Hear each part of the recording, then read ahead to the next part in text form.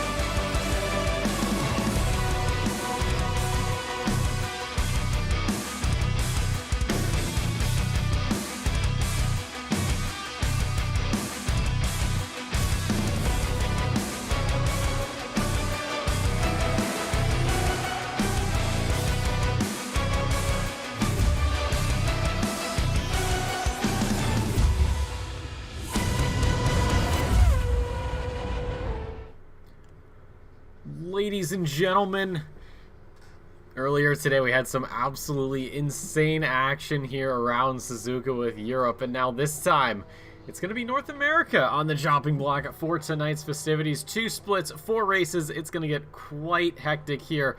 Hello everybody, my name is Nick Amon, and I want to welcome you to tonight's broadcast from the virtual world of Japan here, and we have got some rain here in free practice. Actually just stopped raining. So right now track is damp, but let me tell you something. EU put on quite the show earlier today. It was incredible. Both races very close, very action-packed right up until the end. And hopefully North America can do the same. No precipitation in EU, but so far here in NA, practice has not been as dry as other splits. I know AP had some splits, or had some rain. We'll see if North America joins that, but hello to everybody watching either right now live or in the future. Hope you're all doing well. How's your day been going? Are you guys ready for some action here around quite the historic circuit? Everyone getting into the pits. Looks like we might be getting ready to get into qualifying here if they go early. If not, that's fine. We still have another minute and a half. But very quickly, before we get into the swing of things, shout out to Simrigs, of course, for sponsoring Season 12 of the of the Sprint Series, excuse me. Great supplier of all things sim racing down in Melbourne, Australia, New Zealand. They got you covered. Outside of that, it's going to be an email and they'll get you sorted out. So again, thank you to Simrigs sponsoring in 5% off for all of our beautiful OR Patreon members. But we're here in qualifying, the first of 2. We'll have this evening for blue, and then we'll have 2 more for red. Track currently fast, so the sun's out. A little cloudy, though, so we should be seeing a dry line forming rather quickly. So right now, while drivers are out on track, we'll take a look at how things have been since last week. EU's race was a little chaotic there towards the end, but they got theirs sorted out. But NA was a little bit more calm. Overall, Dornelis, of course, another win for the Brazilian. Portis and Fernandez, very common trio we see at that top of the timing sheets. Double Mercedes, 1 and 3. In the Pro-Am category, it was Boisvert, Clifford, and Frizza. All those drivers, of course, looking to replicate success, even though Clifford's Pro, and I'm still counting him Pro-Am because that's what it says on the website, and someone's wrong, and it's going to be me, probably. And then for the amateur class, it was no Campbell and Raworth. Looking at the point standings, however, Renato Dornelis, I mean, he has put on an absolute thrashing of the competition. 575 points compared to Portis, who only has 429. That is a 146-point difference between them. That is a huge margin that he's got to play with. There's still plenty of time, though, for things to go sideways. Hopefully, though, the Brazilian can keep that locked down. Fernandez, however, is a lot more fortunate in this situation. He's got a 14-point gap to Fortis, 415. So, second place in the overall and the pro category, still very much up for grabs. And then Boisvert, 319, and I am going to count Clifford, even though he's not Pro-Am, but we'll just give it to him anyways. 319 for Boisvert, 318 for Clifford, so a point between them. Keep an eye on that as if they're in the same class. And then it's Chris Frizza there, 207 points, 111-point gap, so he's got a lot of work to do. Try and pull this back. And then for the amateurs, No is ahead of Campbell by 23 points, 137 to 114, and then Campbell's got a 4-point gap down to Raworth, 110 there. So second place in amateur class, still in the fight. But yeah, looking last week, it was a really good running from a lot of these drivers. Fastest lap did belong to Dornelis by just a little over 0.7 of a second. If that doesn't show you just how good this guy is, I don't know what will. We've seen him constantly rather high up on the timing sheets, on the scoring columns, and that's what he's here to do again. And speaking of things he needs to do again, the last time we were here was last year, in fact. Just about 6 days ago, March 3rd of 2022. And it is this man right here in the Mercedes that took pole. He had a 159.67. However, that was in the Porsche. If you look at EU, last time that they were here in Suzuka, the pole lap belonged to Simon Bowers of 59.3 in the Mercedes. So we'll see if Dornelis has the same sort of luck. Bauer, of course, putting in a 59.1 earlier on today. So again, we'll see if he can replicate or not. We had a pretty solid showing from Honda. Really just incredibly fast car, especially around a circuit like this. And when you get to this part right here where Portis is going through, you get quite a lot of speed. And if you're in the slipstream, well, good luck holding that guy behind you. But Ben Keogh's going to start us off here for qualifying. Not a long qualifying session. It's rather short because of just how lengthy this track is. So you only get a handful of laps if you're lucky. Unlike other circuits where you get a chance at, you know, several stabs at it. But here, well, not a lot. And Ben Keogh, 201.89, did go wide, so it will not count. Behind him, though, is Jonathan Clifford, I believe, a 201.4. He does not get to put up a lap. But it is Portis drawing first blood here, a 201.42. Slower than Clifford's lap, not by much, but it is the only valid lap we have to work with. And then Benjamin Habe here, number 34, from second to third rather quickly as Thomas Dag overtakes him. Dag, quarter of a second. Portis has some work to do. How you doing, Rusty Welkman? Yeah, Clifford, incredibly talented driver. I was actually watching his stream earlier today. He was very excited for Suzuka. He's, you know, definitely ready to get going. So far has not put a lap in that the track agrees with. So we'll just wait and see. Sam Raworth crossing the line here. A 205.14 for my fellow commentator. He'll certainly be improving as the lap carries on. Of course, tires, brakes have to get up to temperature. And here at Suzuka, especially in a super sprint, it's a little bit difficult to make sure everything's up to temp. And I guess we should probably take a quick second to just discuss what in the world I'm talking about here with this whole super sprint. You know, what's going on? I know I'm new here. For those of you that don't know, we do have 3 formats here in the OOR Sprint Series. We have the regular old sprint, which is an hour long, 1 mandatory pit stop, 1 bit of qualifying. And then we have the mini endurance, which is an hour and a half. No mandatory pit stops though, so it's kind of up to the drivers. And there's, you know, they don't have to worry about pitting within a certain window. And then for the super sprint, we have 2 races this evening. We're going to have a 20-minute sprint race, something akin to your public lobby experience, minus the, you know, chaos. Well, I shouldn't say that, but minus the public chaos. There's definitely a difference between public chaos and organized chaos.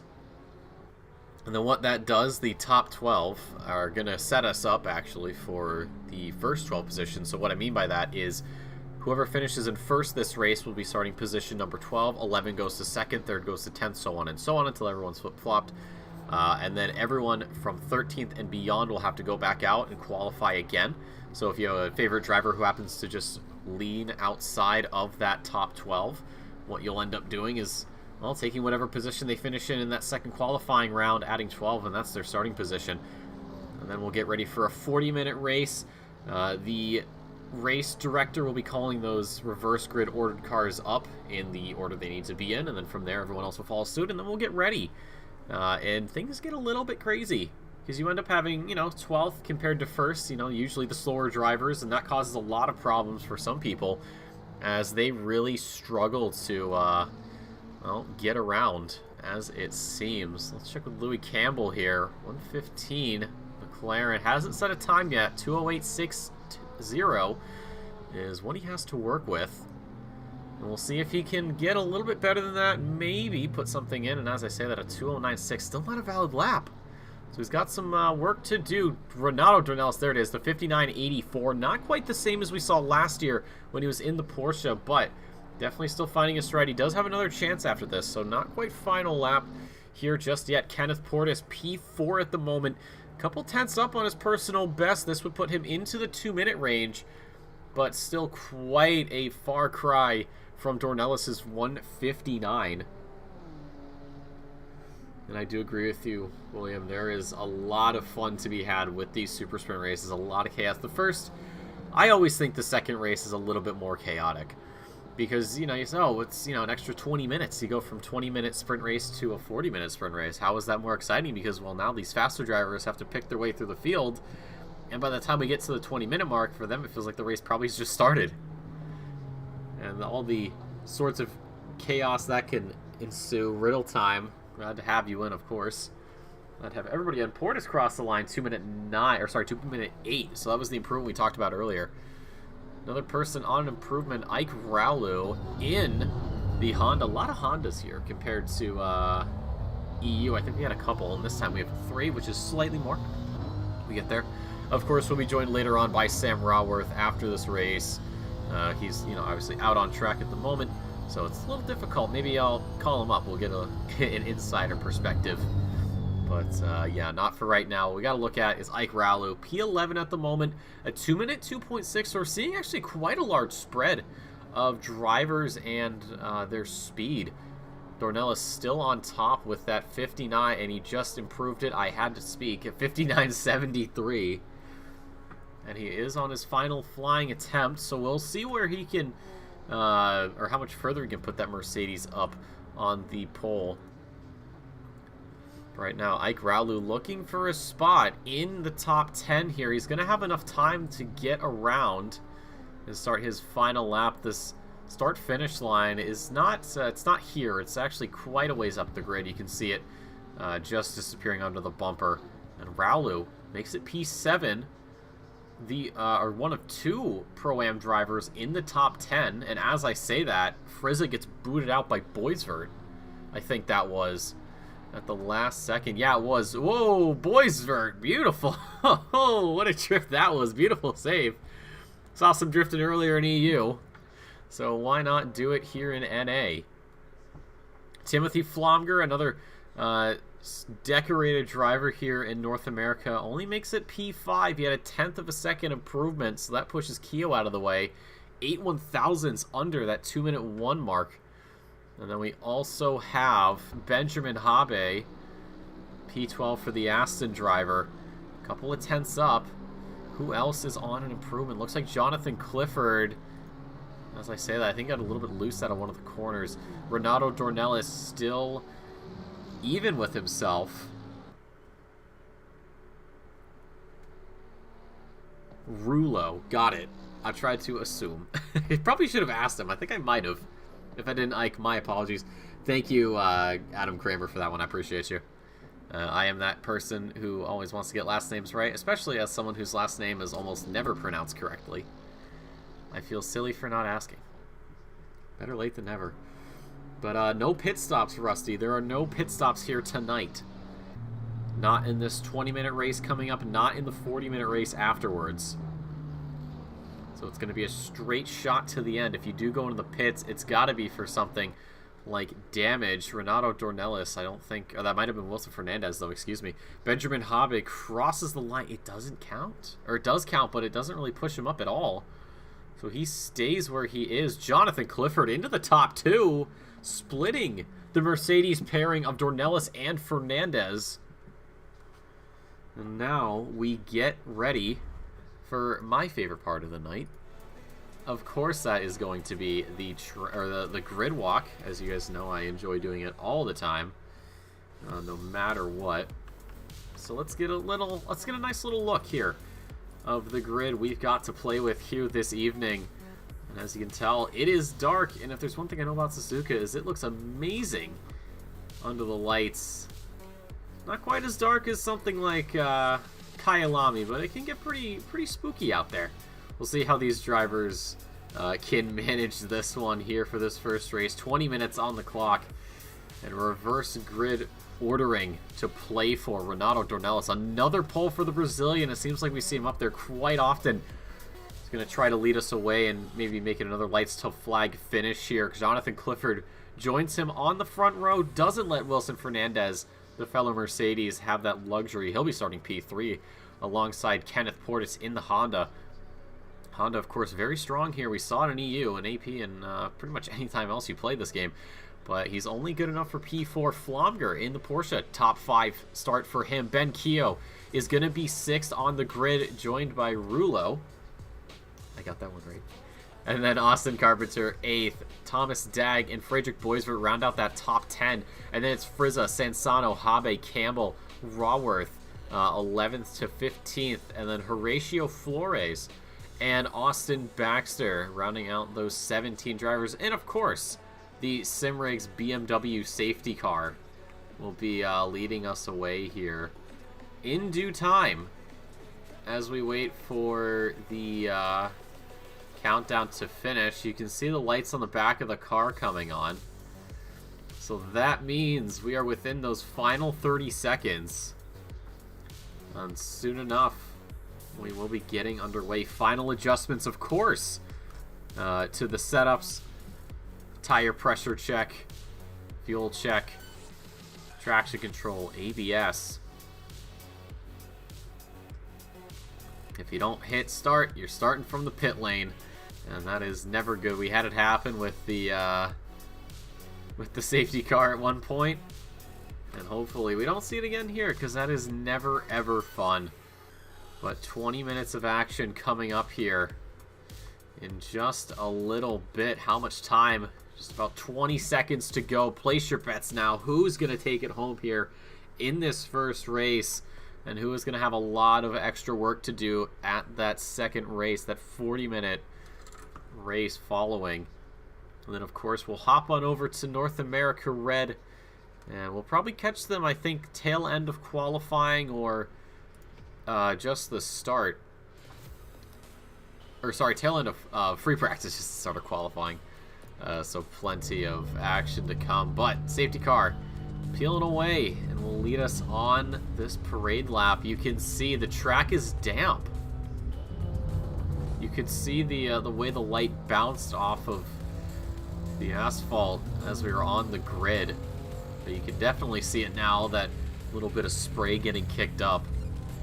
Shouldn't affect the drivers all too much, but of course anything can happen, especially on the curbs. Maybe curbs that are less traveled will be extra slippery, and well, that's going to cause all sorts of problems for these drivers later on in the race. But we don't worry about that just now.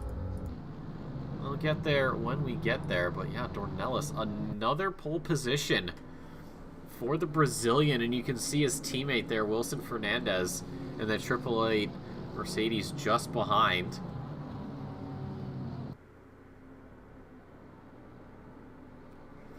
Valence, some good insight. At these temps, might be 10 minutes before it dries out. Well, that'll be just about halfway.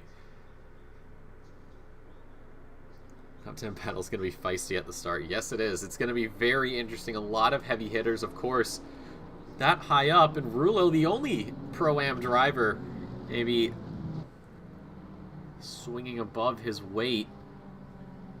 The next closest driver is Frizza. He's going to be P11. Of course, it says 12th. That's because we got the safety car ahead.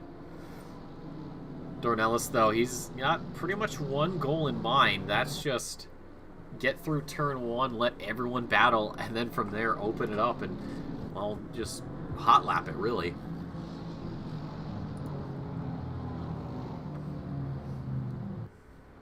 But we can't call anything yet. We can predict all we want, but it's going to take, well, a lot of time before we actually see the fruits of our labor.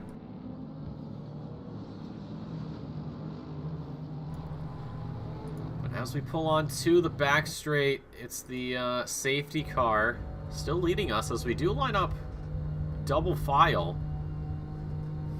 We did have the safety car in EU, but eventually decided to pull off to the side and take a nap, so we ended up having Simon Bauer be the safety car for the first race. But yeah, there it is, safety car getting out of town. It'll be quite an interesting start for that man right there in the number 3. He will have the inside line for turn 1, but Clifford definitely not someone to count out. Could go for a move into that first turn, round the outside, maybe through turn 2 or 3. Depends on how well he can keep pace with Dornelis. And of course, Wilson Fernandez is going to be having Kenneth Portis to worry about. Flomger could get a jump on Keogh if he times it right. He's got another Porsche behind for support, but there's also another Aston Martin behind for support, and poor Rulo caught in the middle, a lone Honda, but he does have Portis not that far up. But ladies and gentlemen, 20 minutes on the clock here. The first race this evening, 1 of 4 for this broadcast. It's Dornelis, another pole for him. Clifford on the outside, Fernandez and Portis and Flomger, your top 5, and it's green, green, green at Suzuka for the first race. Dornelis and Clifford, a beautiful getaway for all of them. It is the Portis who's going to be a little early on the brakes. That gives Wilson Fernandez a chance to just dive down the inside, take that position. Very clean start from everybody. The 2 Porsches of Flomger and Raulo going head-to-head. We have a Honda off in the background, 3 wide between, it looks like, a couple of McLarens and an Aston Martin, but it's been a beautiful getaway. Look at Dornelis already pulling out a huge gap there to Jonathan Clifford. Ben Keogh, you're going to ride in the passenger seat with him through this first sector. Just up ahead there is Portis, who has done a very good job. Just behind you do see Flomger just lurking in the shadows, waiting for a mistake. There's Clifford going very wide. That gives Wilson Fernandez a chance to go for a move. Side by side they go under the bridge. It is going to be Wilson Fernandez who does stay ahead for just now. A little bit of contact though. This battling is bad news for Clifford. He's not going to be able to pull away as much as he would like and catch up with Dornelis. It's just not going to happen. It's just going to slow them down. We'll check back in the pack a little bit. Cameron Sansano was, I think, one of the drivers we saw going 3 wide. Currently P11 there for the 99 Audi. And it is going to be an all-pro top 10. A very good start. It looks like we lost Rulo, unless the timing sheets are messed up. Always a possibility, of course, with this beautifully coded game. But yeah, here through 130R for the first time, you can already see the gap Dornelis has pulled to Clifford. He's almost non-existent in the picture. And then there's Fernandez behind, Portis on board with Keogh, Flomger, Carpenter, Dag, Boisvert, and Sansano. Your top 10 populated by pro-class drivers. Frizza, a lot of work to do if he wants to make it into that top 10. Let's look out the back here of Austin Carpenter. You can see the gap he's got down to Thomas Dag, who isn't as fortunate as he's got Boisvert applying the pressure slowly but surely. Sansano as well. Just waiting for something to happen. Almost a little bit of contact there. Boisvert later on the brakes, able to keep it clean. And then we see Habe, Rulo, and Flores battling for position number 12 at the moment. And there was a big gap down to Campbell, Baxter, and I have no idea where Raworth is even at. He is completely out of the picture. But Cameron Sansano, Frizza all in the rear view. There's a little bit of a touch there I don't know if giving him the hurry up in a greasy track is the best idea, but Sansano is able to hold the Audi. Not quite the Audi tings we're used to seeing from days begone. But able to just keep that thing pointed in the right direction. There's Ike Raulu on the inside of Habe. No problems there. Can take it easily. Not have to worry about a thing. Austin Carpenter, P7 right now with an 8.83. You can see the gap he's already pulling out to Thomas Stagg, 0.7 of a second. Boisvert still very much in the hunt. And you can see Portis, Keogh, and Flomger up ahead. Still scrapping for position number 4. And then just a little bit ahead of that is Fernandez and Clifford somewhere else. But really the start of the story of the start here is Renato Dornelis already pulling out 3.3 seconds over his competition. Through 130R, you're either fully flat or you're lifting, but in greasy conditions, I think we may be having a lot more lift than usual. I ain't talking aerodynamics. We continue on. Oh, Carpenter into the pit. Same with Boisvert. Interesting. I'm wondering if they have wet tires on. I didn't see the size of the cars, so we'll check this. Oh, they do have wets. That's a huge miscalculation. And you can tell that they're wets because on the side, there is no Pirelli logo. Absolutely none whatsoever. So if you're ever trying to figure out what tires someone's running, just look at the side. If you see Pirelli, they're running dries. But if you don't see anything, they're running wets. And Carpenter and Boisvert already way down the grid. Maybe part of the strategy. More dry tires. Okay, I'm wondering if I was like second guessing myself. But anyways, Ben Keogh starting to falter a little bit. It's a crisscross there from Flomger. Does he have the move done? No, they're still side by side. As they head under the bridge, Keogh gets the better exit, holds on to P5, albeit by a little bit. And you see Thomas Stagg as well, a fellow Aston Martin, looking to maybe pick up another position here on the Porsche. In the background as well, there's Sansano and I think Frizza as well. Yeah, I thought he might have gone off for a second, but thankfully not.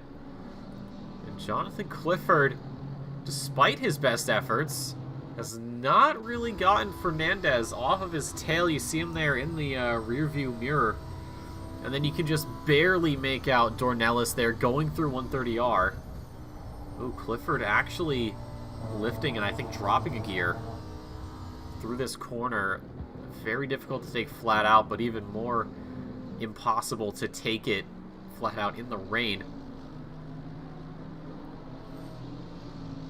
But continues his march. Last lap for Dornelis, a 2:06.7. That becomes a 2:05.7. Last lap for Clifford, a 2:06.0.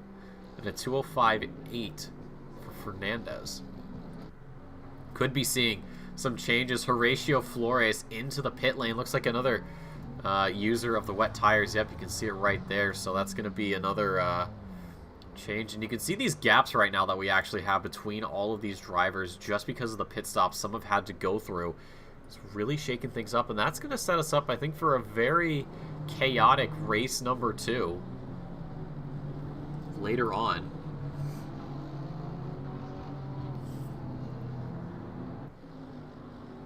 Ben Keogh, though, still under pressure.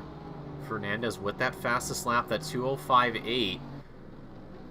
A full second faster than Dornelis' best lap.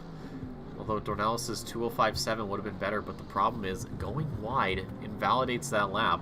So for him, it doesn't really matter.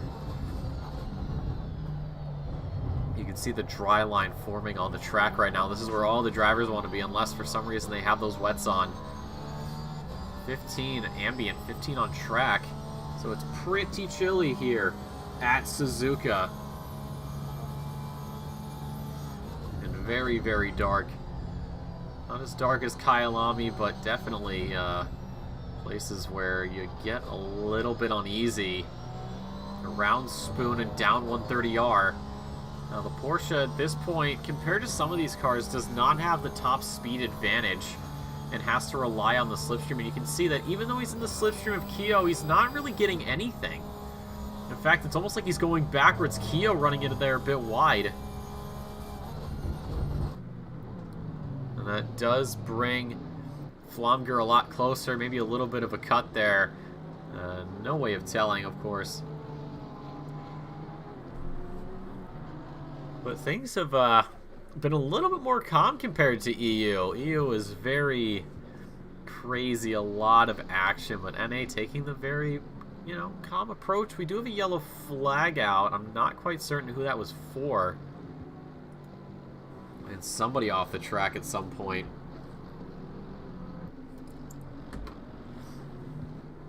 But whoever it was, back into the charge. Thomas Stagg, of course, there he is. With Sansano and Frizza, Carpenter picks up 10 seconds. We'll see what this is for, if it even comes through. It doesn't, not quite yet. So we'll see. Cameron Sansano. You can see Aston Martin ahead, Ferrari behind, Audi stuck in the middle of all of this.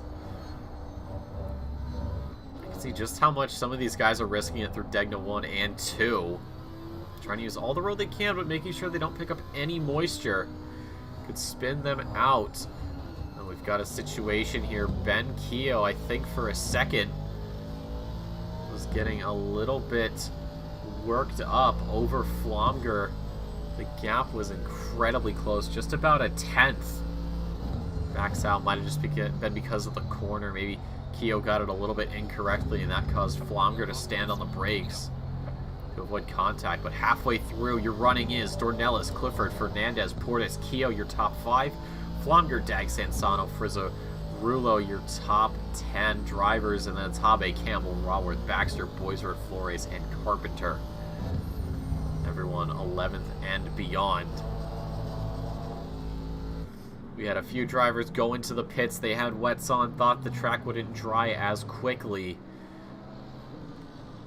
But those wet tires, of course, need all of the liquid on the surface to keep cool.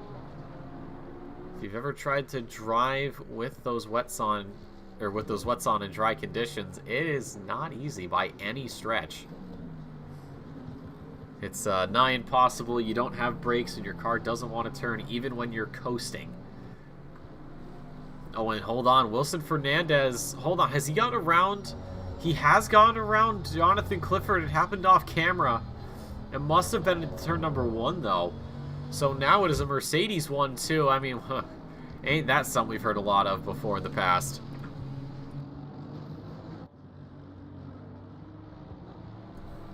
Maybe not here in OOR, but definitely in other realms of racing.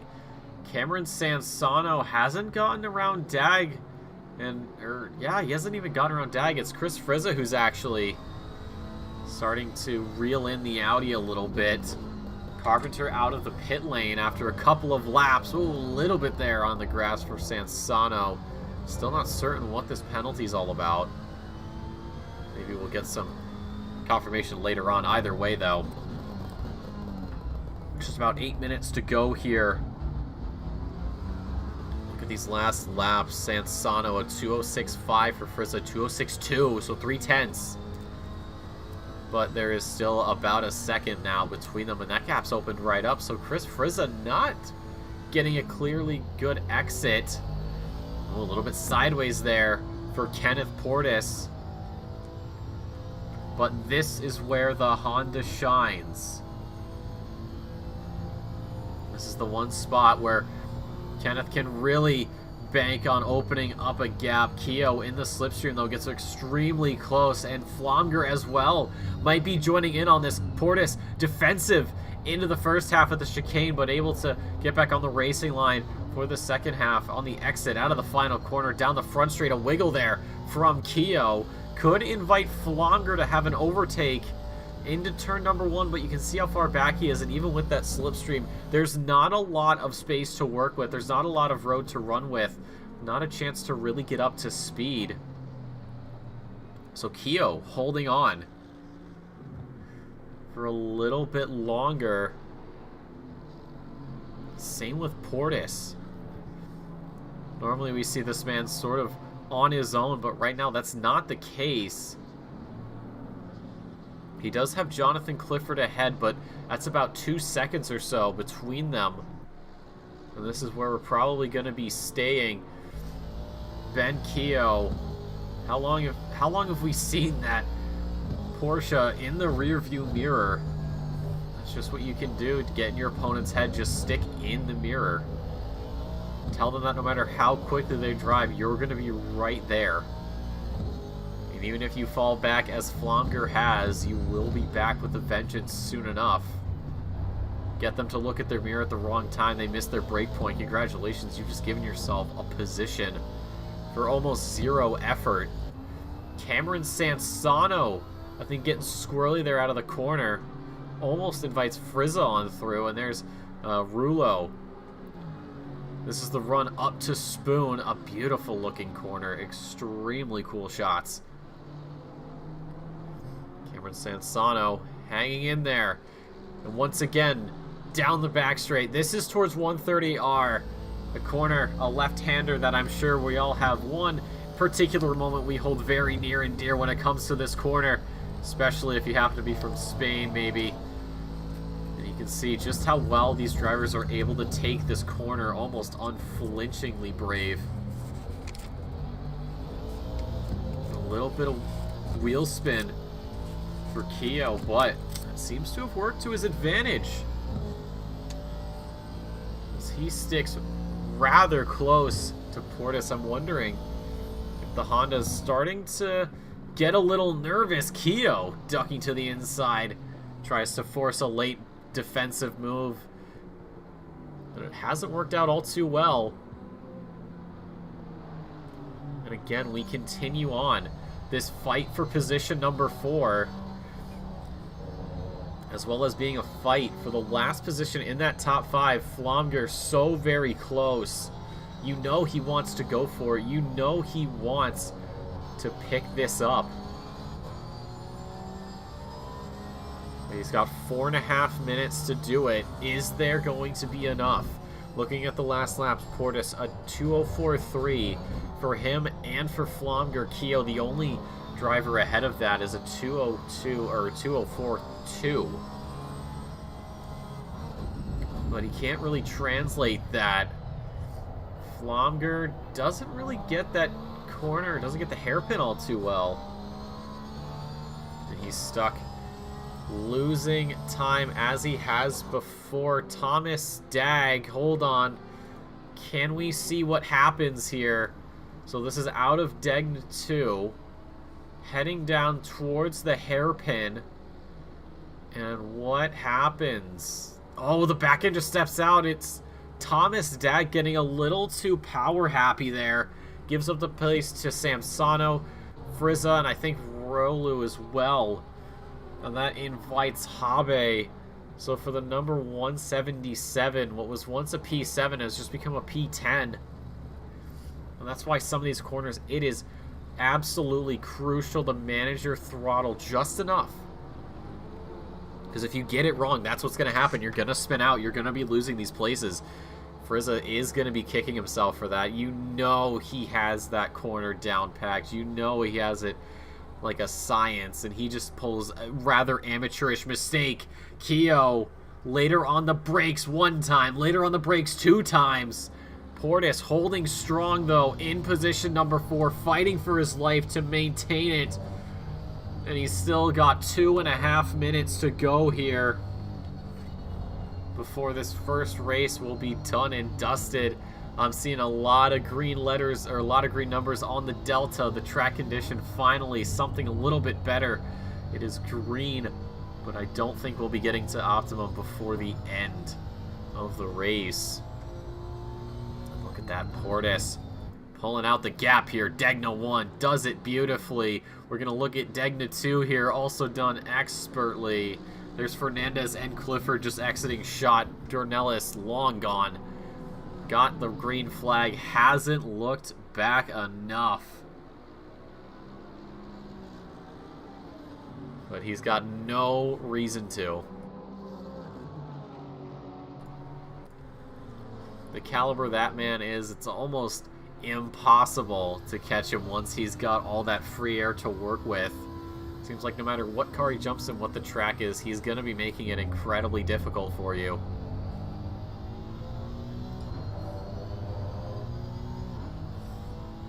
We'll try and, yeah, we'll see if we can get these drivers to lay down some rubber. Ben Keogh in a position that hasn't really been something he's found himself in for a good while. Flomger with some pace there, but a little wiggle through 130R causes the Porsche to fall off. Portis, definitely what he wants. Final lap coming through here. Renato Dornelis, look at the gap he has down to Fernandez, who has just started his final lap. That is an absolutely insane level of skill from the Brazilian. It's a Brazil 1-2. It's a Mercedes 1-2. Barring something from happening. Knock on wood. But this is really where the fight is for positions 4 and 5. Nobody wants to be last of this group of 3. And Flomger, everything he's got on this lap to try and overtake, but you can just see how much trouble he's having. These last few laps have not been kind to him. Him and Portis, a 203.1. Keogh's a 203.2, so it's that 10th, but he's going to have to wait for some mistake, if any, before he can have a real crack at the top 5, or maybe some blunder coming out, but highly doubted. Degna 2 taken a little bit conservatively, but that does actually work out in his favor. Pulls in closer to Keogh a little bit more. On the brakes a bit later. He's on that rear left quarter panel. I think that's the closest he's been all night so far. On to Keogh. Obviously with the reverse grid, he'll be starting right behind him for race number 2. But I'm sure he wants to start ahead of him. That is the plan. That is the play. But through Spoon for the last time for the first race. And he's going to have to make it work here somehow. He's a bit closer to Keogh than Keogh is to Portis.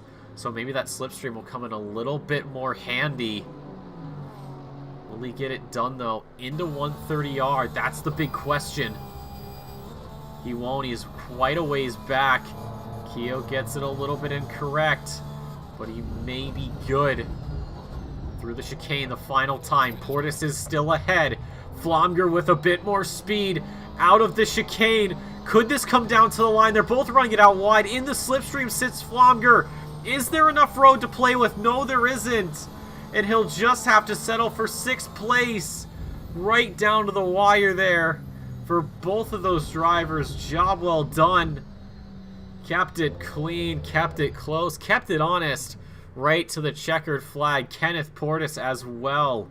Flashing the headlights. A P4 for the number 84. He is very happy about that. Keogh as well. A little side-by-side driving. There's Chris Frizza. There's Cameron Sansano as well. Dornelis there. Huge gap at the end. Just about 11 seconds over Wilson Fernandez, who does come home. Position number 2 for him. Incredible. There's his teammate just up ahead. The 2 Mercedes drivers. I mean, what a season it's been so far for both of these guys. Dornelis continuing his reign of terror, and Fernandez getting his own slice of the pie. Jonathan Clifford on the podium, though. In position number 3. Portis 4th. Keogh 5th. Flomger 6th. Sansano 7th. Frizza 8th. Rolu is 9th. Dag rounds out that top 10. Habe and Campbell into the top 12, so they'll get reverse grid. They'll start in the front row for the second race. So our qualifiers are going to be Sam Raworth, Frederick Boisvert, Austin Baxter, who just loses P14 at the line, Horatio Flores, and Austin Carpenter. Well, we are going to wait here for the McLaren driver to cross the line. Very, very close there for Flomger. He almost had it. But Keogh just positioning himself perfectly and gets to hold on to that top 5. But Horatio Flores crosses the line, and it looks like it's a little bit brighter here at Suzuka. So we've got 6 minutes on the clock. That bottom 13, or sorry, those drivers 13th and below, they're going to go out for their qualifying lap. They'll get 2, maybe 3 flying laps if they're lucky. But it is going to feel like a one-shot qualifying. And this will set us up for the 40-minute race, and then we'll look at the results, come back for NA Red, and Sam Raworth will join us, and we'll get some insight as to how this track is handled.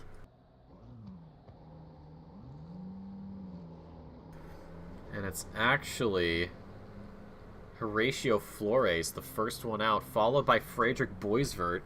The 2 McLarens going to start us off. And just behind that, Austin Carpenter. He'll definitely be looking to start ahead of start ahead of all these guys. Of course, anyone out on track, wherever they are placed at the end of qualifying, just add 12 positions onto it, and you'll get your running order for 13th and below.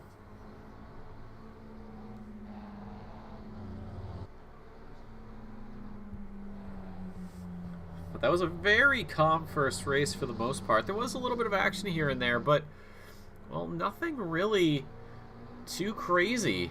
Obviously, EU, they were all over each other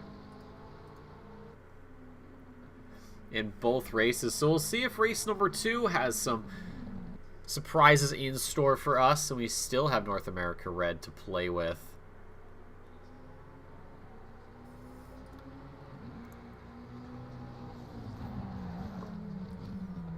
And then, of course, well, we're going to be having a week off, so the drivers will be doing a non-competitive round. So as far as I'm concerned, there won't be a broadcast unless there is, which in that case, congratulations. You get an extra little broadcast. But that'll be a non-competitive round. No points, no nothing, just sort of a friendly match like in soccer, or maybe something like a preseason game of football, baseball, hockey. Is hockey preseason? I don't remember. I watch hockey all the time. Either way. Yeah, so that'll be just sort of a friendly race. Not mandatory for the drivers to attend, but they can if they want to. And then, of course, we have the playoffs. That is going to be exclusively an AP thing. They have 4 splits, so they're able to kind of do that with the pro drivers and the pro-ams. They'll still have massive grids, despite those 2 classes. Rulo. Thank you. I've just learned this information. I've just learned how to pronounce it properly. So I'll get it right by the next race. But for those final 3 races, it's going to be, if my notes are to be believed, and they should be because I wrote them, we should be looking at Donington Park, Hungary, and Barcelona. 2 tracks that I'm sort of indifferent about, maybe not a huge fan of, and then one that I'm excited to see, Donington Park. Who said that? But yeah, no, it's gonna be, I think it's gonna be a little bit chaotic. Those last 3 races, those will count as well for points. So the championship not over yet by a long shot. And of course, we'll be getting those point updates to you next week once everything's been finalized by the stewarding team and the powers above me in the OOR. And from there, we'll see what the picture looks like through each race. If anything's close in the last race, we're going to have a lot of work to do to get everything sort of figured out, points and all of that. But we're still waiting for these first laps to come out. Frederick Boisvert will be setting the first flying lap, and he'll have enough time. We'll see where everyone's at. The 565 of Baxter, I don't think is going to get another chance. No, he's only 30 seconds in, so he's going to need an extra maybe 15 seconds to really make sure. So for him, it's his last lap. And then Sam Raworth does have enough time to make it back across the track before he gets, well, he'll beat that qualifying checkered flag. But here we go. Frederick Boisvert will cross the line here, and we'll see where that puts him. 2-minute 1.75. That is the time to beat Horatio Flores into the pit, surprisingly. Wondering what this is all about. He has dry tires on. So, I don't know. Maybe he thinks he's got to take a drive-through or something? Not certain. Austin Carpenter at 2-minute 1.4. So just a little over a quarter of a second. Sam Raworth, 2-minute 4.7 for the Porsche.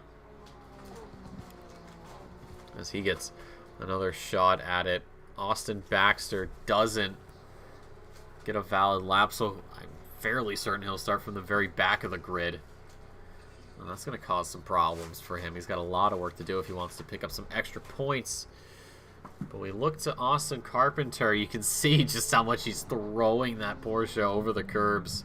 How much confidence he has in it. Of course, as I say that, he wiggles and goes a little bit wide. I think his lap is still valid. If we look at the track map, it is. So thankfully, the 883 is still running. You can see the gray circles. That means the driver is on a valid lap. Of course, red means the one we're looking at. If it's blue, like you see some of the pits, that's an invalid lap. So even if they get back to the line, it won't count. But Frederick Boisvert's still on an improvement. He's going to need to find a lot more time if he wants to overtake Carpenter, because Carpenter has just found a lot more time to extend his lead over Boisvert and set himself up for that position 13 start. And as I said, he's lost it through the back straight. But into the final corner, Boisvert hasn't really gotten anything. He was a couple tenths up at the start, but he's just lost all that time. And as he crosses it, it's a 201.78, so 500ths. Carpenter as well doesn't need to improve. The main competition has not gotten a better time. And Sam Raworth, the last driver to put a time on the board.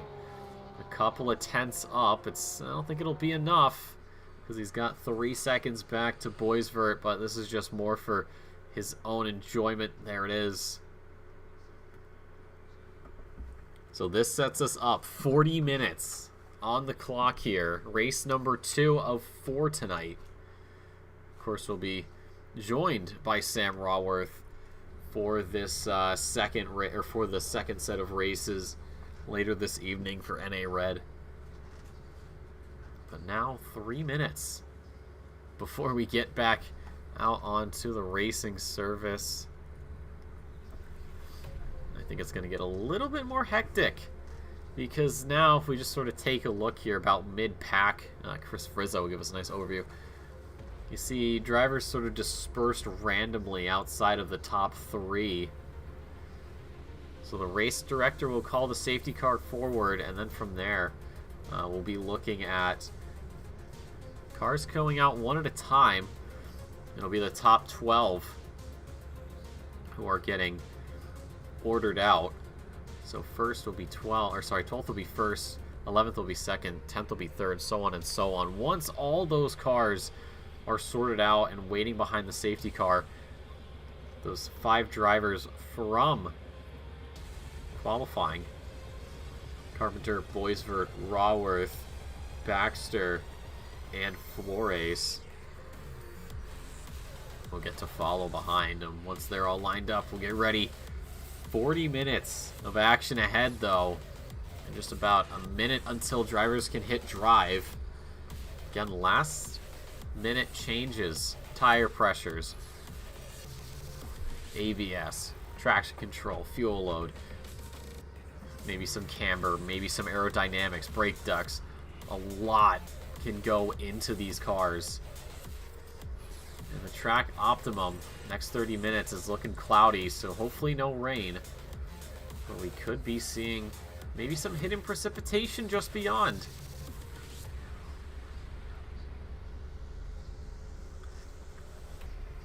We'll see if that's the case in the final 10 minutes, though. One quick shout out to Simrigs, of course, for sponsoring Season 12 of the Sprint Series. Melbourne-based sim racing supplier, one of the biggest and best, if you ask me. you're in Australia, New Zealand, of course, you get that bonus of just being in the area. You get shipping no problem at all. But Asia, North and South America, Europe, Africa, send them an email, and I'm sure they'd be more than happy to do some business with you. I'm not certain about Antarctica. I'm gonna have to get someone to check that one out for me. Also, 5% off for all of our amazingly beautiful our Patreon members. Take advantage of that. Sim racing equipment, not cheap by any means, but we're just about ready to go here. And there it is. Safety car pulls away.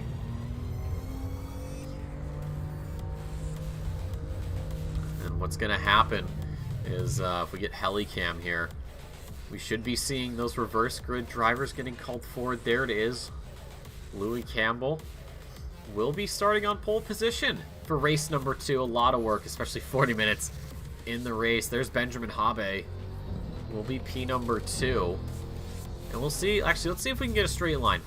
Or a relatively straight line. Obviously, working on a curve. Anything can happen. Who is next out? It's Rulo. And the number 27 Honda. Oh no, sorry, I lied. It's actually Thomas Dagg. So 2 Aston Martins there. There's Chris Frizza, the lone Ferrari on the grid. Wilson Fernandez inching forward. He wants to get up there. Timothy Flomger ahead of Benjamin Keogh. There's Kenneth Portis. What a race he had, holding off the challenge. Flashing the headlights, saying a little bit of a hello. There's Jonathan Clifford and Wilson Fernandez. Sam Raworth. There's Dornelis. Ahead, of course, he gets a race win under his belt. And just ahead of him is his teammate. And I think we had a relatively straight line up until the 565 there of Austin Baxter. We tried. But we did really well for the most part. So good job to all the drivers, of course, for making a straight line. Even though we were on a curved surface. But you know what? That's the safety car's fault. But yeah, a lot of work there. For Campbell. Starting in position number 1 for a driver who finished position 12. That's got to be absolutely terrifying, especially when you look at all of that who's behind you. You do have some of those heavy hitters further back, but if history is anything to go off of, you know just how quickly they can pick that field apart. Dornelis is going to have a lot of work to do. He's sitting way down there. Position 12 for him. Does have his teammate. Maybe could bank on his teammate getting around Clifford and then setting him up with a pick. We'll have to wait and see.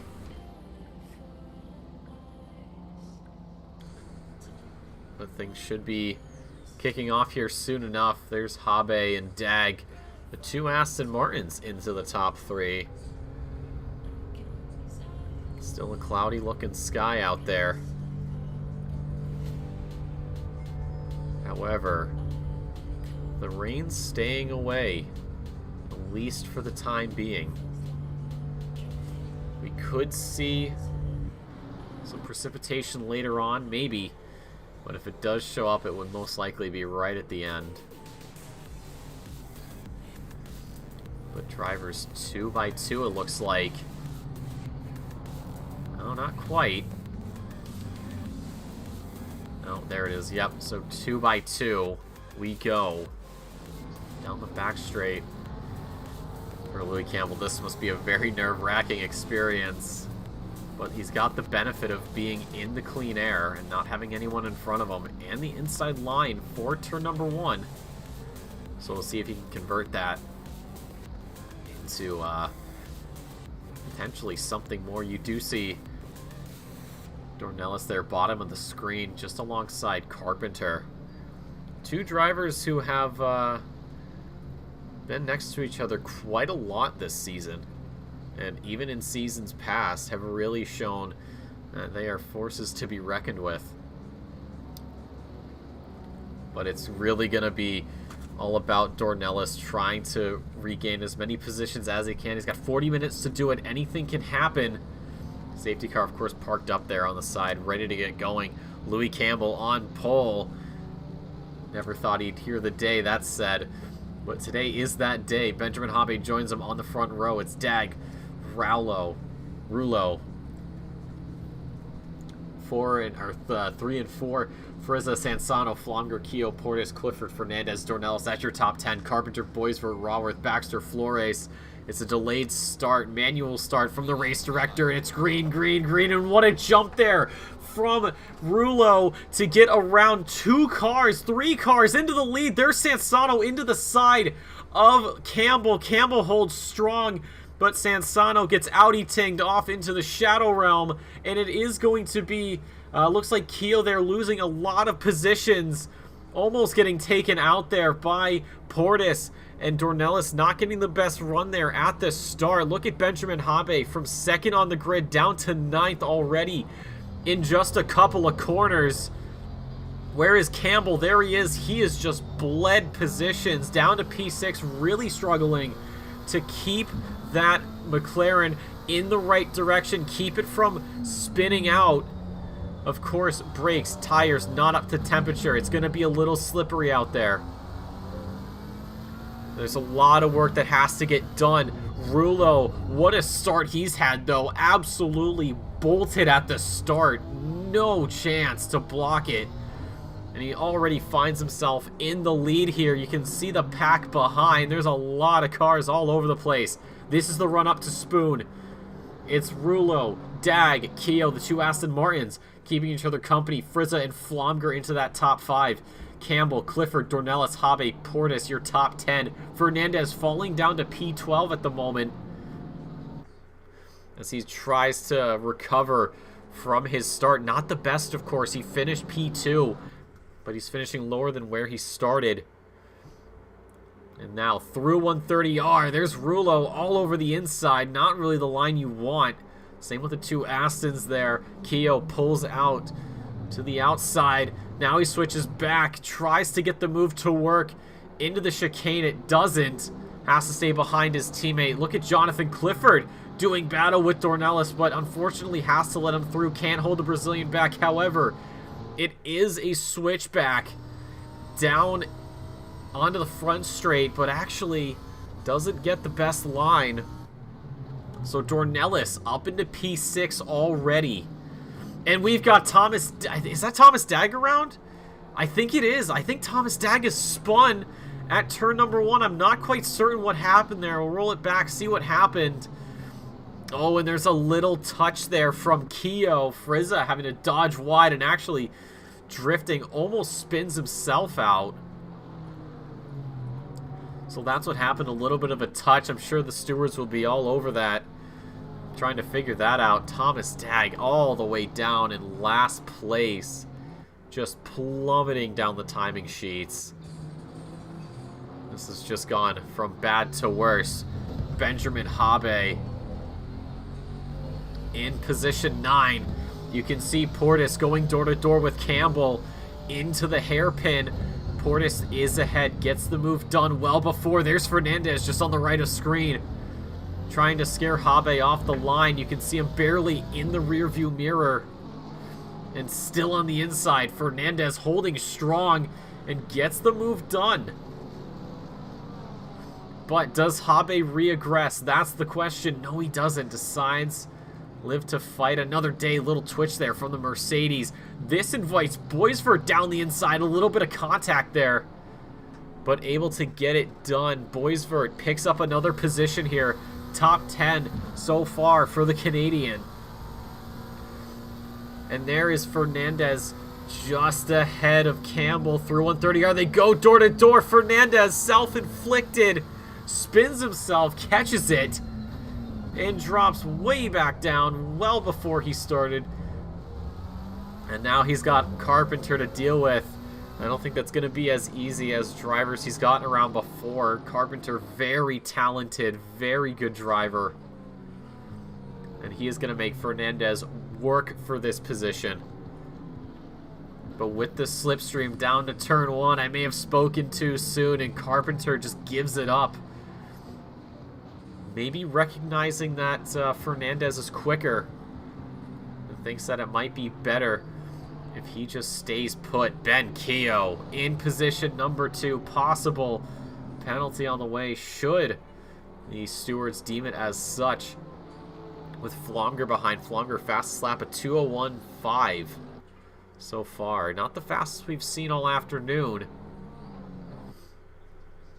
but could be the best we see here for North America. But there's still 35 minutes to go here.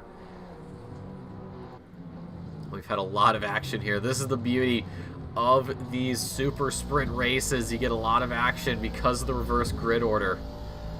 Benjamin Habe eyeing up Louis Campbell. You see Fernandez already on his rear view, almost going into the back of him. Habe gets some better exit speed, but Campbell, a little bit more acceleration there. Despite the samey exit, they both get pretty good acceleration. There's Habe throwing it down the inside. He does push Campbell wide a little bit, and that invites Fernandez in for possibly another position as we go double 2 wide down the back straight. There's Fernandez, Habe, and then behind them it's Carpenter and Campbell. Campbell losing a whole bunch of positions and really cutting it on the inside. He gets a little bit sideways, so does Fernandez. Campbell somehow missing the Brazilian by millimeters. They both went off. Fernandez, that's the second time in a row he's slid out at 130R. Hopefully not making the same mistake again. He's been lucky to not pick up anybody else throughout those drifting moments. But it's not going to help his overall pace. Keogh picks up 10 seconds. That's going to be for the collision we saw earlier.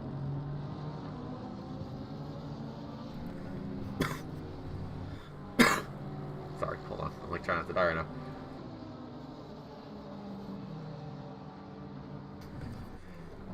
But anyways, excuse me. Yeah, no, it's Wilson Fernandez, though, really having some problems with 130R, and perhaps some other point just continuing to go off. So compared to his teammate Dornelis, it hasn't been as picturesque, as he sits way down in P number 12, just a little bit lower than where he started with the reverse grid order. Keogh, you can, man, look at how close Flonger is, and you see Dornelis there reeling them in like a fisherman on the high seas. Keogh lets Flonger through, perhaps maybe working out a deal to maybe hold up Dornelis.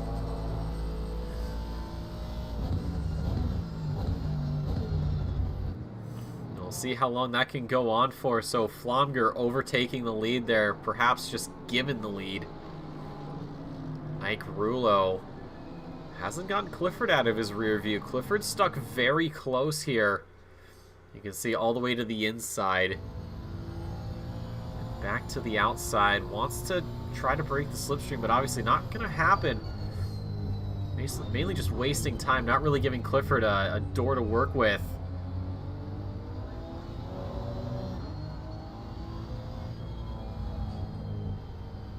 He continues just left and right here through this very technical section. Wilson Fernandez in, probably for a new set of tires.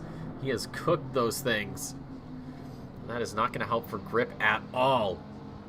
So we continue on. Jonathan Clifford, number 5, or in 5th place, the 999 Lamborghini, chasing down Rulo in the 27 Honda. These two have been just keeping each other company this high up for the last few laps. There's Dornelis up ahead. He gets a run there on Keogh, but he's going to have to go around the outside through the hairpin. It's a switchback for both of them. Dornelis does get a better exit, but Keogh tries to fight back. He just can't.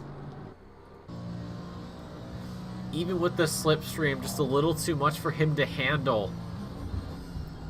And unfortunately, this isn't really F1 where the Mercedes were finishing behind the Aston Martins. Shout out to Alonso, making my fantasy team doing really well. But Flumger up ahead in the Porsche. He's got a pretty comfortable gap right now, but how quickly is that going to come down? With someone like Dornelis in your rear view, that's sort of the last thing you want. Dornelis with the fastest lap, though, a 2:01. That is a 10th faster than this man, right? Or no, sorry. The only other person in... oh no, 2:01.5 is the fastest. Oh, wait, I thought... Oh, no, he didn't spin out. I'm just seeing things. So yeah, 2:01.7. The only person close to that is Jonathan Clifford with a 2:07.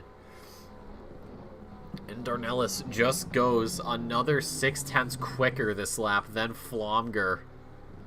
So we could be seeing another change of position. We'll check back here with Clifford, who has gotten around Rulo. That brings Frizza and Portis into the party.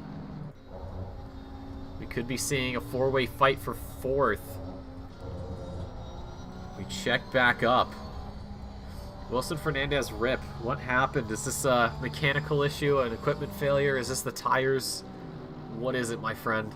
It's a connection. It's not connection issues. You seem fine. Everything's fine and dandy here on the home front. Mike Rulo starting to lose some ground here. For Clifford, this is great news. He gets a chance to pull away. But the problem is he's got to keep the ball rolling. But Wilson, or sorry, not Wilson Fernandez. Wilson Fernandez on track, so it might have been for the tires. Dornelis peeks down the inside. Does that scare Flomger off his line? No. Flomger stays on the racing line, meets that double apex of Spoon. Dornelis, the mind trick master, apparently finding out he's just smoke and mirrors right now, but you see how much of a run he gets through 130R. Flomger on the inside through the left-hander. They both keep it pinned down beautifully into the chicane. Dornelis looks to the inside, slots back in behind again. Hasn't found an opening to work with just yet, but he could be getting it here out of the chicane onto the front straight. Tries a slightly different line. Flomger sticks to the inside. And look at the launch Dornelis gets down towards turn number 1 on the inside. Flomger, does he try to make it stick? Everything he's got under the hood. He just loses out at the last possible moment. He was right on that rear right quarter panel.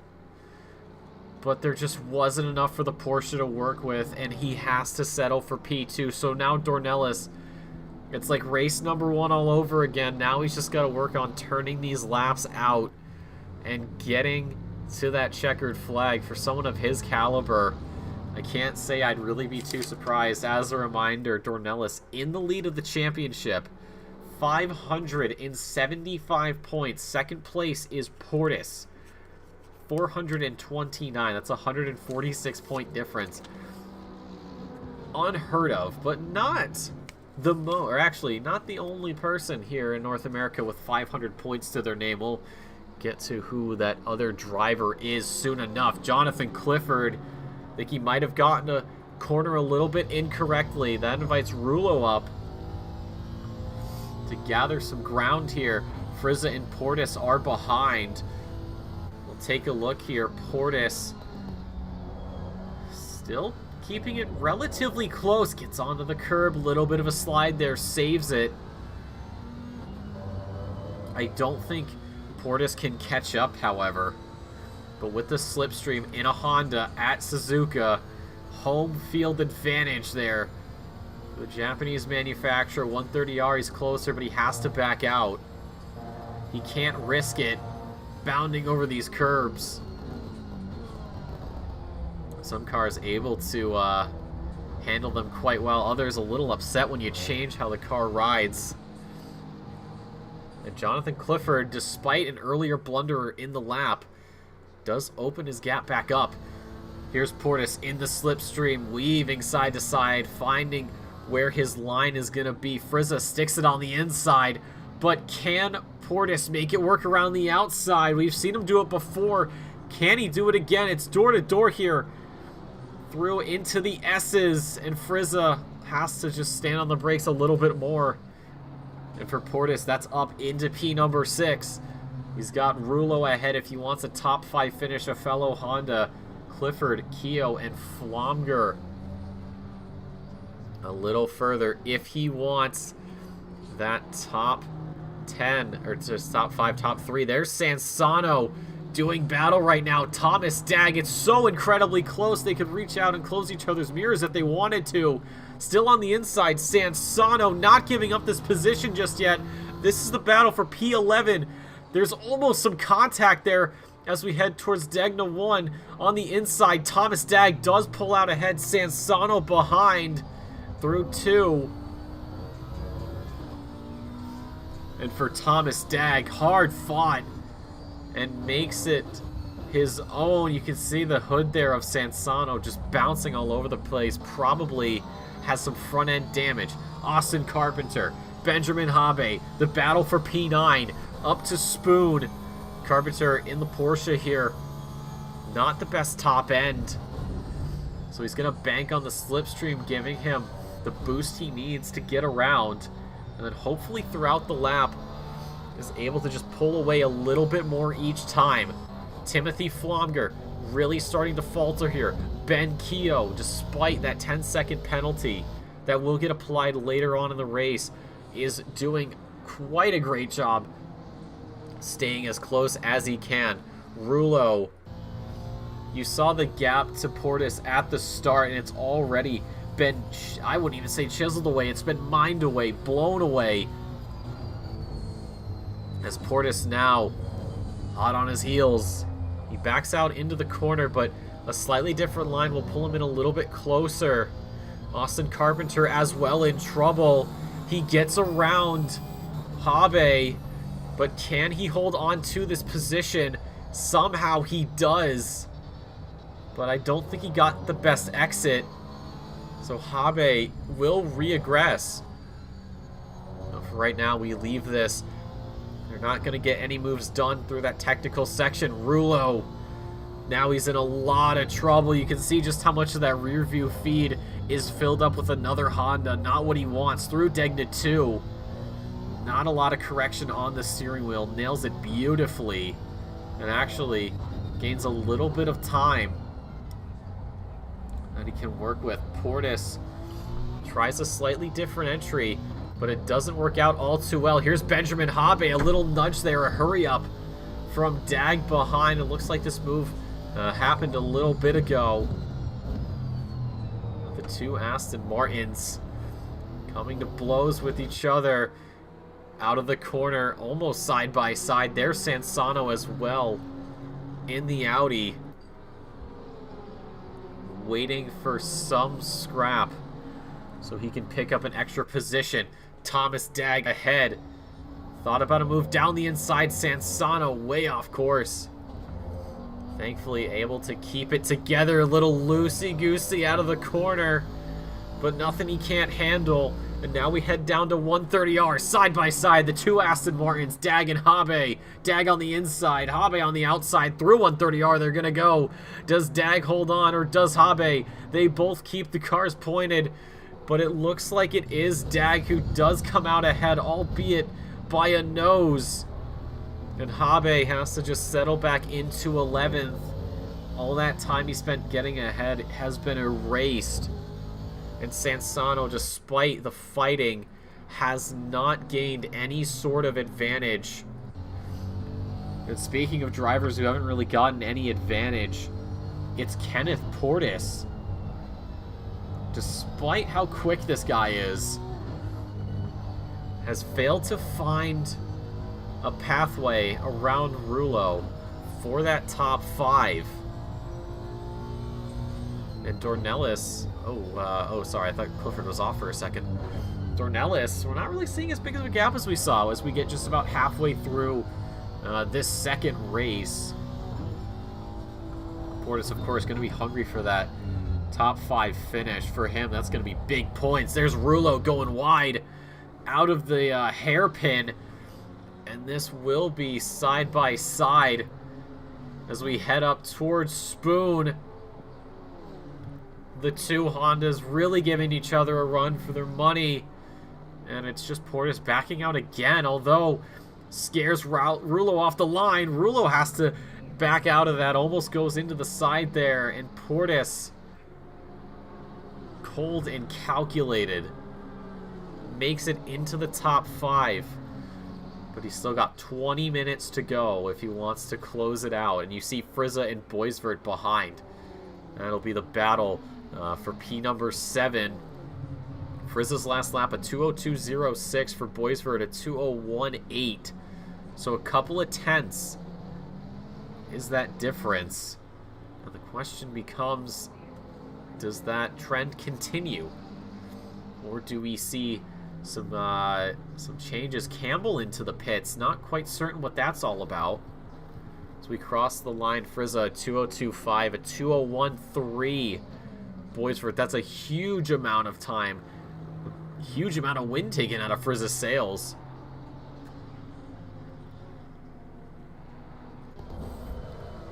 And he's just getting loose out of some of these corners. The S's here at Suzuka are so crucial to get right.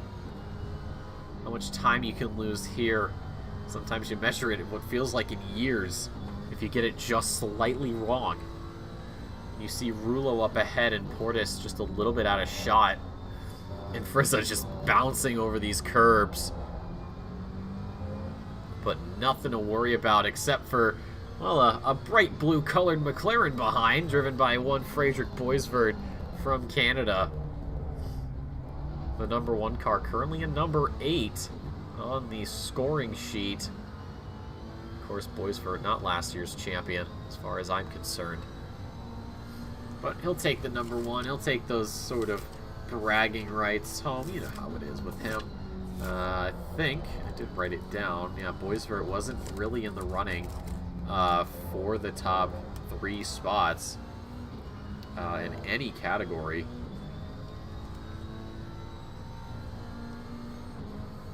But Flomger was. Flomger was in the top 3 at the end of last season. And currently, I think that trend is continuing. It's actually not even in the top 3. Oh, and there's a missed break point from Boisvert. Perhaps getting mesmerized by my standings talk. And for Frizza, that's great news. Let's pop back here. Horatio Flores, Wilson Fernandez behind there, but the problem is Fernandez is a lap down. So even if he gets past, it's not really going to matter. Horatio Flores will let him go through, though. He knows that Fernandez is the faster driver. And this is something that happens in OOR from time to time. You have a driver like Fernandez a lot quicker in just an unfortunate position there, being 2 laps down. And these drivers, you know, as it happens, will discuss it over the radio and say, hey, you know, I'm faster. I know I'm blue flagged, but is it okay if I go around you? And if agreed upon, fine. If not, well, you got to work for it. But drivers, of course, are very good at letting these faster guys through, even if by the rules they shouldn't. But yeah, no. So Fernandez, I mean, what an awful race number 2 he's had so far. He two slides at 130R, one that resulted in a little bit of contact with the wall. Into the pits for new tires, probably to fix some damage and get back out there. Maybe just pad the stats a little bit. Fernandez's best lap is only a 2-minute 2.4. His last lap was a 2:01.5, but it doesn't count. He did go wide somewhere, so that lap invalidated for a personal best. Fastest lap belongs to Renato Dornelas, a 1:59.65. The only driver with a sub 2-minute lap time here. The next fastest driver Appears to be Timothy Flomger, a 2-minute .415. And then Keogh and Clifford's fastest laps, 2:01.76 and 2:01.75. Keogh has that advantage by 100th of a second. But now things have calmed down a good bit. The only real battle right now is for position number 7. Boisvert and Frizza. Frizza and Rulo.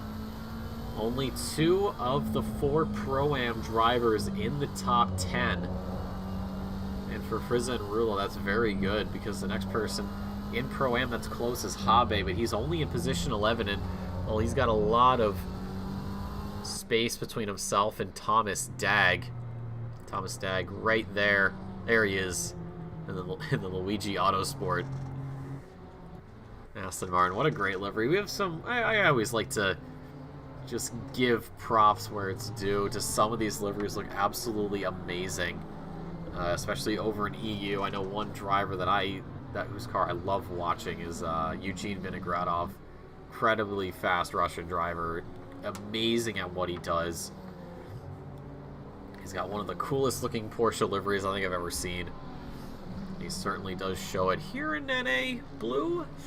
I don't know. I don't know if anyone's car could really step up to this. Maybe Portis, but yeah, no, it's just, there's something about the way that Porsche's laid out that really just makes me happy that I get to see it. Austin Carpenter has gotten around Campbell there, another back marker.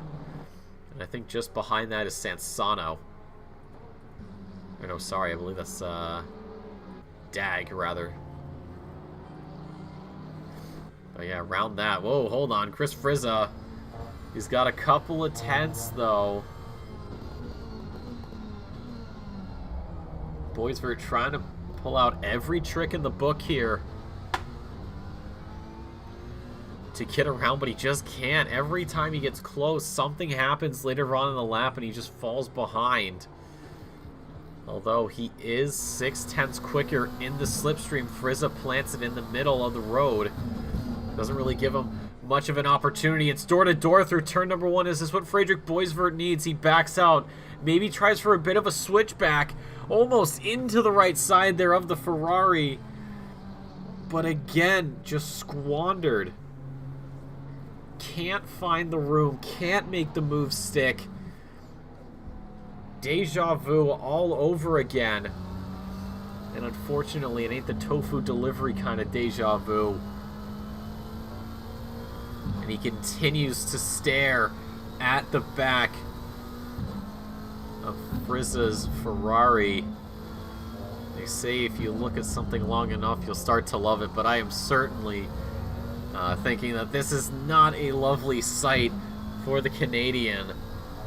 Just lap after lap after lap of the same thing over and over again. Your move's really going nowhere. Cameron Sansano keeping with Habe. Even with the damage, let's look out the back and see if we can see how much damage is on that Audi. Not enough. Not enough for it to really be too noticeable. Chris Frizza, ooh, I think a little bit of a slide there. And once again, on the back straight. Boisvert close enough for a slipstream, but he can't really take advantage of it all too much just based on how far back he is. Of course, Ferrari's great in a straight line. Boisvert through the final chicane once more. So close he could kiss the rear end of that Ferrari. He's got to be careful how he does it. Onto the front straight. With a little bit of extra speed there. Pulls to the outside. Frizza again on the inside. Down into turn number 1 we go. Boisvert tries to swing it around the outside. And this time the move sticks. He finally makes his way past Frizza into position number 7. And now he can focus on reeling in Rulo, who has had a very great run since. Has been able to not really worry about it. You just see him exiting frame there. But how quickly does the Canadian get on his tail? Speaking of which, Here's Benjamin Habe with Sansano still behind through the S's. Not the time to make a move. And Sansano and Habe both know this. Battle for 11th. Keep an eye there on Benjamin Keogh.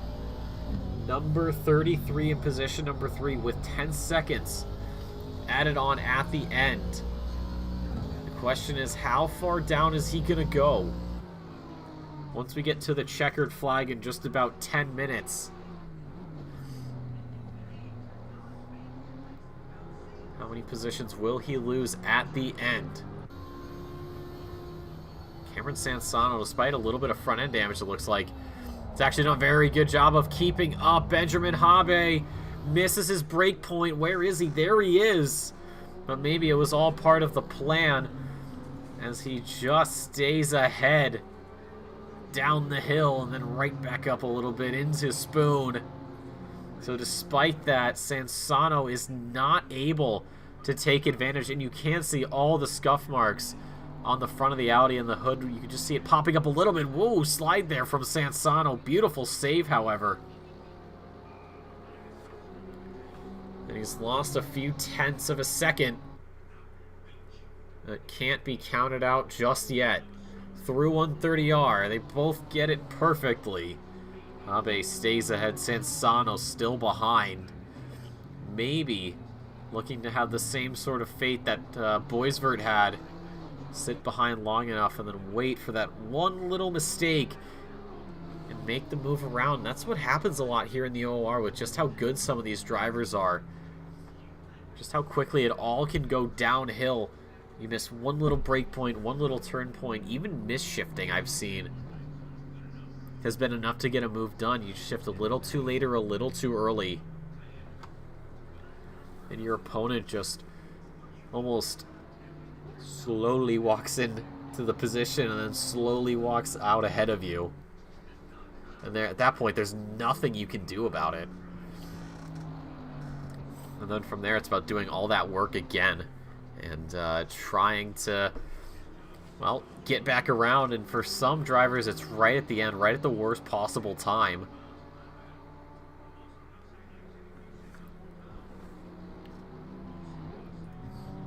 But maybe Sansano gets a little bit more lucky. 8 minutes to go here at Suzuka. The final race for North America Blue before we hop servers and go to North America Red for their two splits this evening. We'll be joined, of course, by Sam Raworth, the driver currently down in position 13. He'll give us a first-hand account of how the race went. And Rusty saying Rulo needs to make up 2 seconds to get into P5 with Keogh's penalty. That's going to be quite a tall order. I don't know if it's exactly 2 seconds. It might be quite a lot more. Just based on these splits. So we may have to make up a lot more than just that, although, you're right, we'll see. No, yeah, it's 2 seconds. It might be 3 seconds, 4 seconds. We'll just go with that for the time being. But just under 10 to go here. And it doesn't look like we're going to be getting any rain, so for these drivers, just cloudy skies in Japan. And Sansano out of the final chicane. He runs it wide, counter steers, and saves it. And for Habe, that's great news. He's able to pull away. And for one, Cameron Sansano, that is not what he wants to see. Here's Austin Baxter having to let the faster guys through. There's Clifford, there's Portis. And he's just going to pull off to the side there. Let the fellow Honda through. You see Rulo just in the background of the shot. Austin Baxter, the driver who was unable to put a qualifying lap in. So had to start from the back, him and Flores.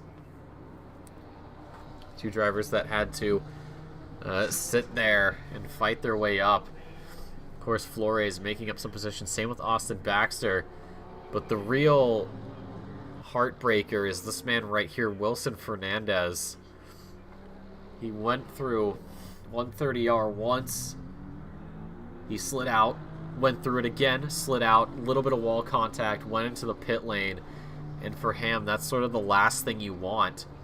And he had to go into the pits, and, well, his race from that point has been pretty much over.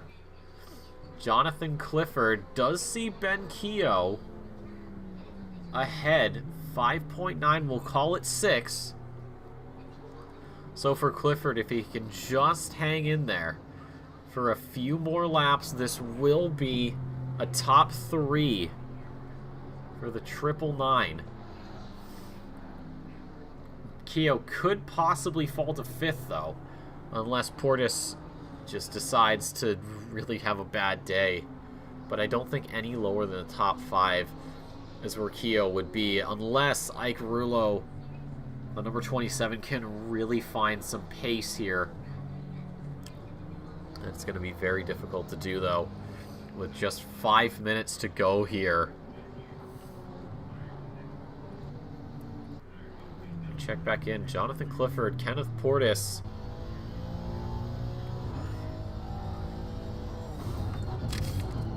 Portis, of course, sitting P2 in the championship, 429 points. And Wilson Fernandez, who at the start of this race, at the start of the evening, was 14 points back, has had that gap open up despite everything, being in position 17 compared to 5th of your opponent. That is a huge point split. And of course, the 150 points that are normally awarded for a win is split across 2 races, so Dornelis right now on track to pick up both of those and get the full 150 for his efforts this evening. Still his fastest lap now is actually a little bit faster than his last personal best the last time we were here a year ago. Of course, the pole lap there was a 59.67. His fastest lap in the race is a 59.65. So 0.02 of a second, but still faster than he did last year. So for him, good improvement. Of course, a lot of improvement any driver can make over the course of 365 days, 52 weeks. Especially someone like Clifford, who we've seen climb up the OOR ladder in terms of skill, coming in a couple seasons ago.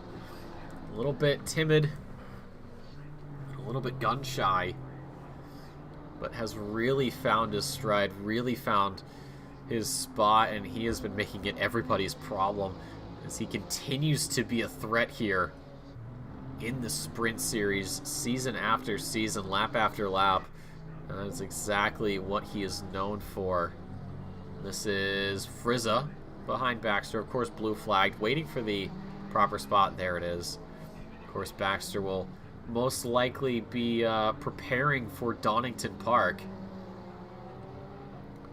We'll also be seeing Jonathan Clifford losing a little bit of time here. No, we will be seeing North America Red and Blue actually getting merged for the last 3 races of the season. So it's gonna cause some shakeups in the standings, from my if my sources are to be correct.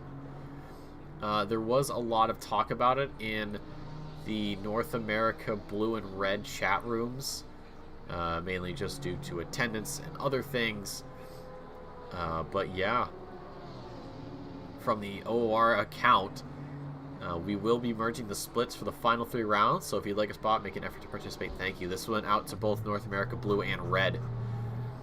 NA Blue, currently 34 drivers strong, 31 drivers for Red. And of course, that's not everybody. We've had some drivers not show up at all this season. So it's better to do that, put them together into one split, make things a little easier on the broadcasting side. We may not be seeing Raworth after this, but we'll have to ask and see what his plans are. Of course, if I'm alone, then so be it.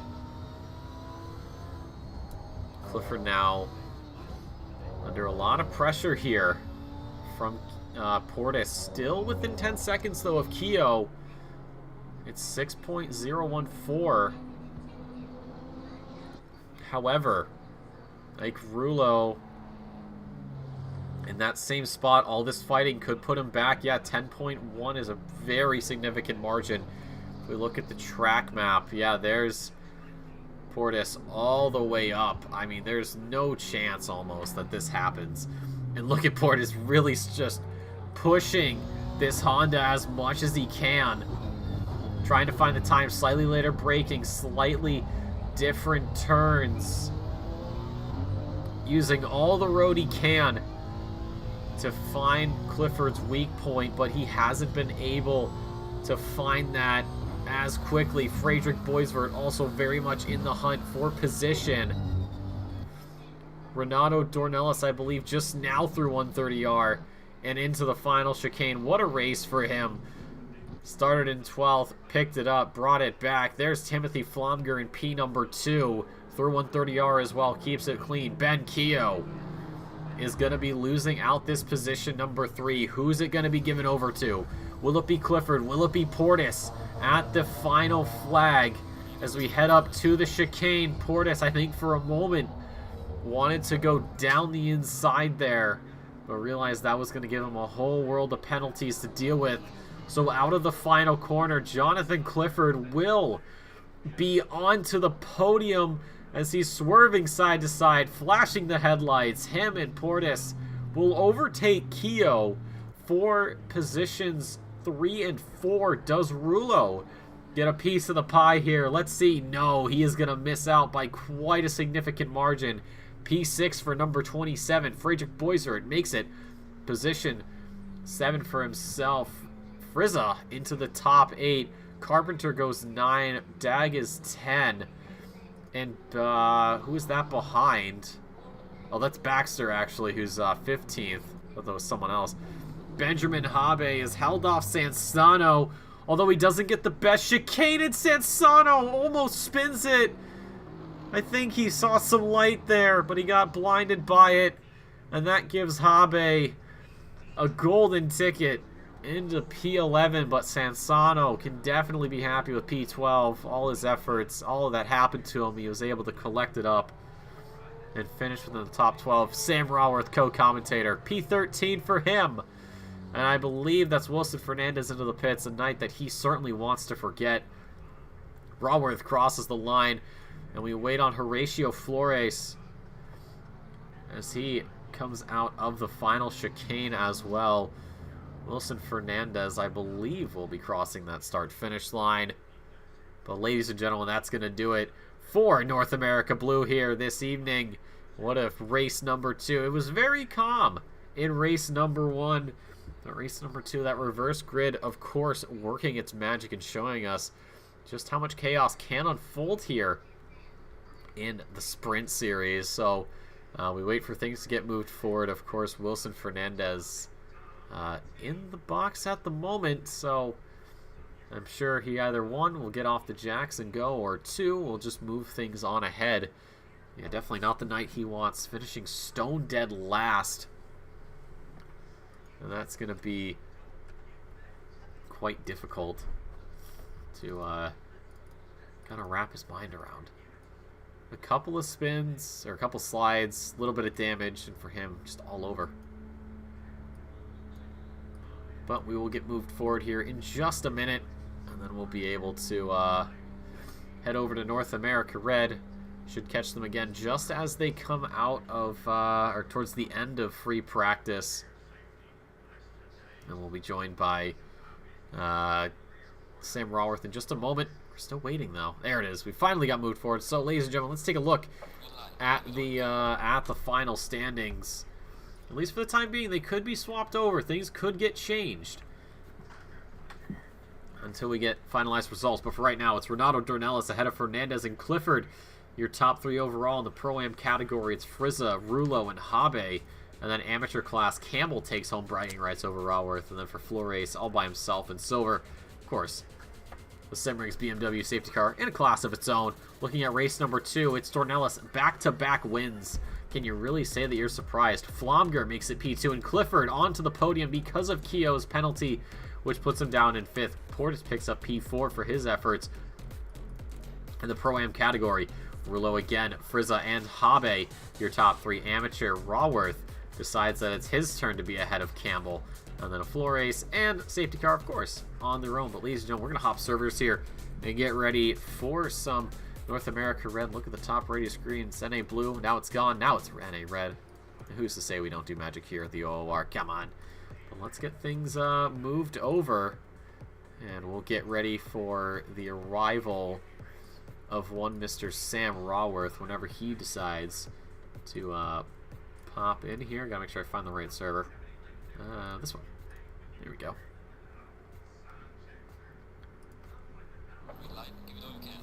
But yeah, look at this. In free practice, so 20 minutes, but this will get pushed ahead. They are waiting for us, and you can see 18 drivers on the grid. Goals are a 1:59.222. A 1:59.222. That's not the fastest we've seen today, but it is a damn quick time as everything just minimized. That was really cool. I fixed it. Very cool.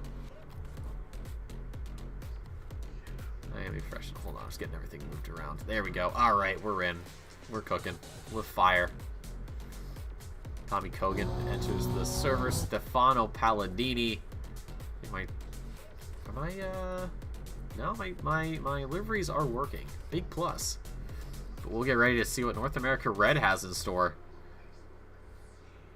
Some pretty big names. So let's run through the standings from last race as we get here into qualifying, and we'll see who the first driver out onto track is. Setup's getting changed. There it is. The Mercedes, the 501 of Keith Briscoe, will lead us out, and we'll see what the first lap of the session is. But looking last week, it was Gulzar, Sanchez, and Rasco. I think I wrote down the standings again. Gosh darn it. Either way, so we'll look at the standings. Obviously, things were... Oh, your top 10, yeah. Gulzar, Kogan, Sanchez. So overall, though, we gotta look at the point standings. Gulzar, 544 points over Sanchez, who has 405. That's a 139-point difference. Not as much as Dornelis to Portis, but still quite significant of a margin. And still 3 more races after this. Rasco sits in behind Sanchez. 358 points. That's 47, so a little bit closer. And then Pro-Am is so incredibly close. It is not done yet. Brown is at 247 points. That is a 2-point advantage over Lanham, 245.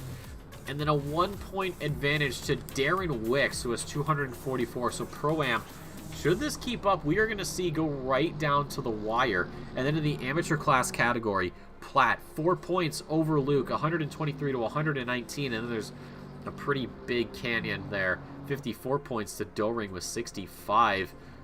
We look at the last time we were here, of course, for North America Red. This was obviously a year ago, much like Blue. It was Sam Snelltrain. For some people you don't know, but for veterans like me, a Dutch driver, very, very good at what he does. A 2-minute 8.622. Granted, that was in the wet. So things obviously not indicative of true pace, and that was in the McLaren. But we'll see what the pole time looks like here. But what we do get to have some insight into is, well, none other than Mr. Sam Raworth, who joins us in the pit. Sam, talking about those 2 races, how did that look from your seat?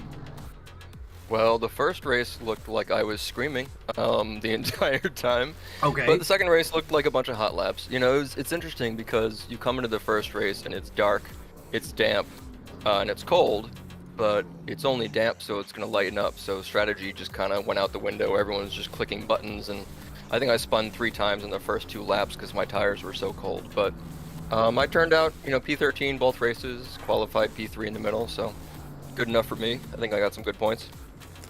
Yeah, we had some difficulties with the damp conditions. Some drivers going on wets.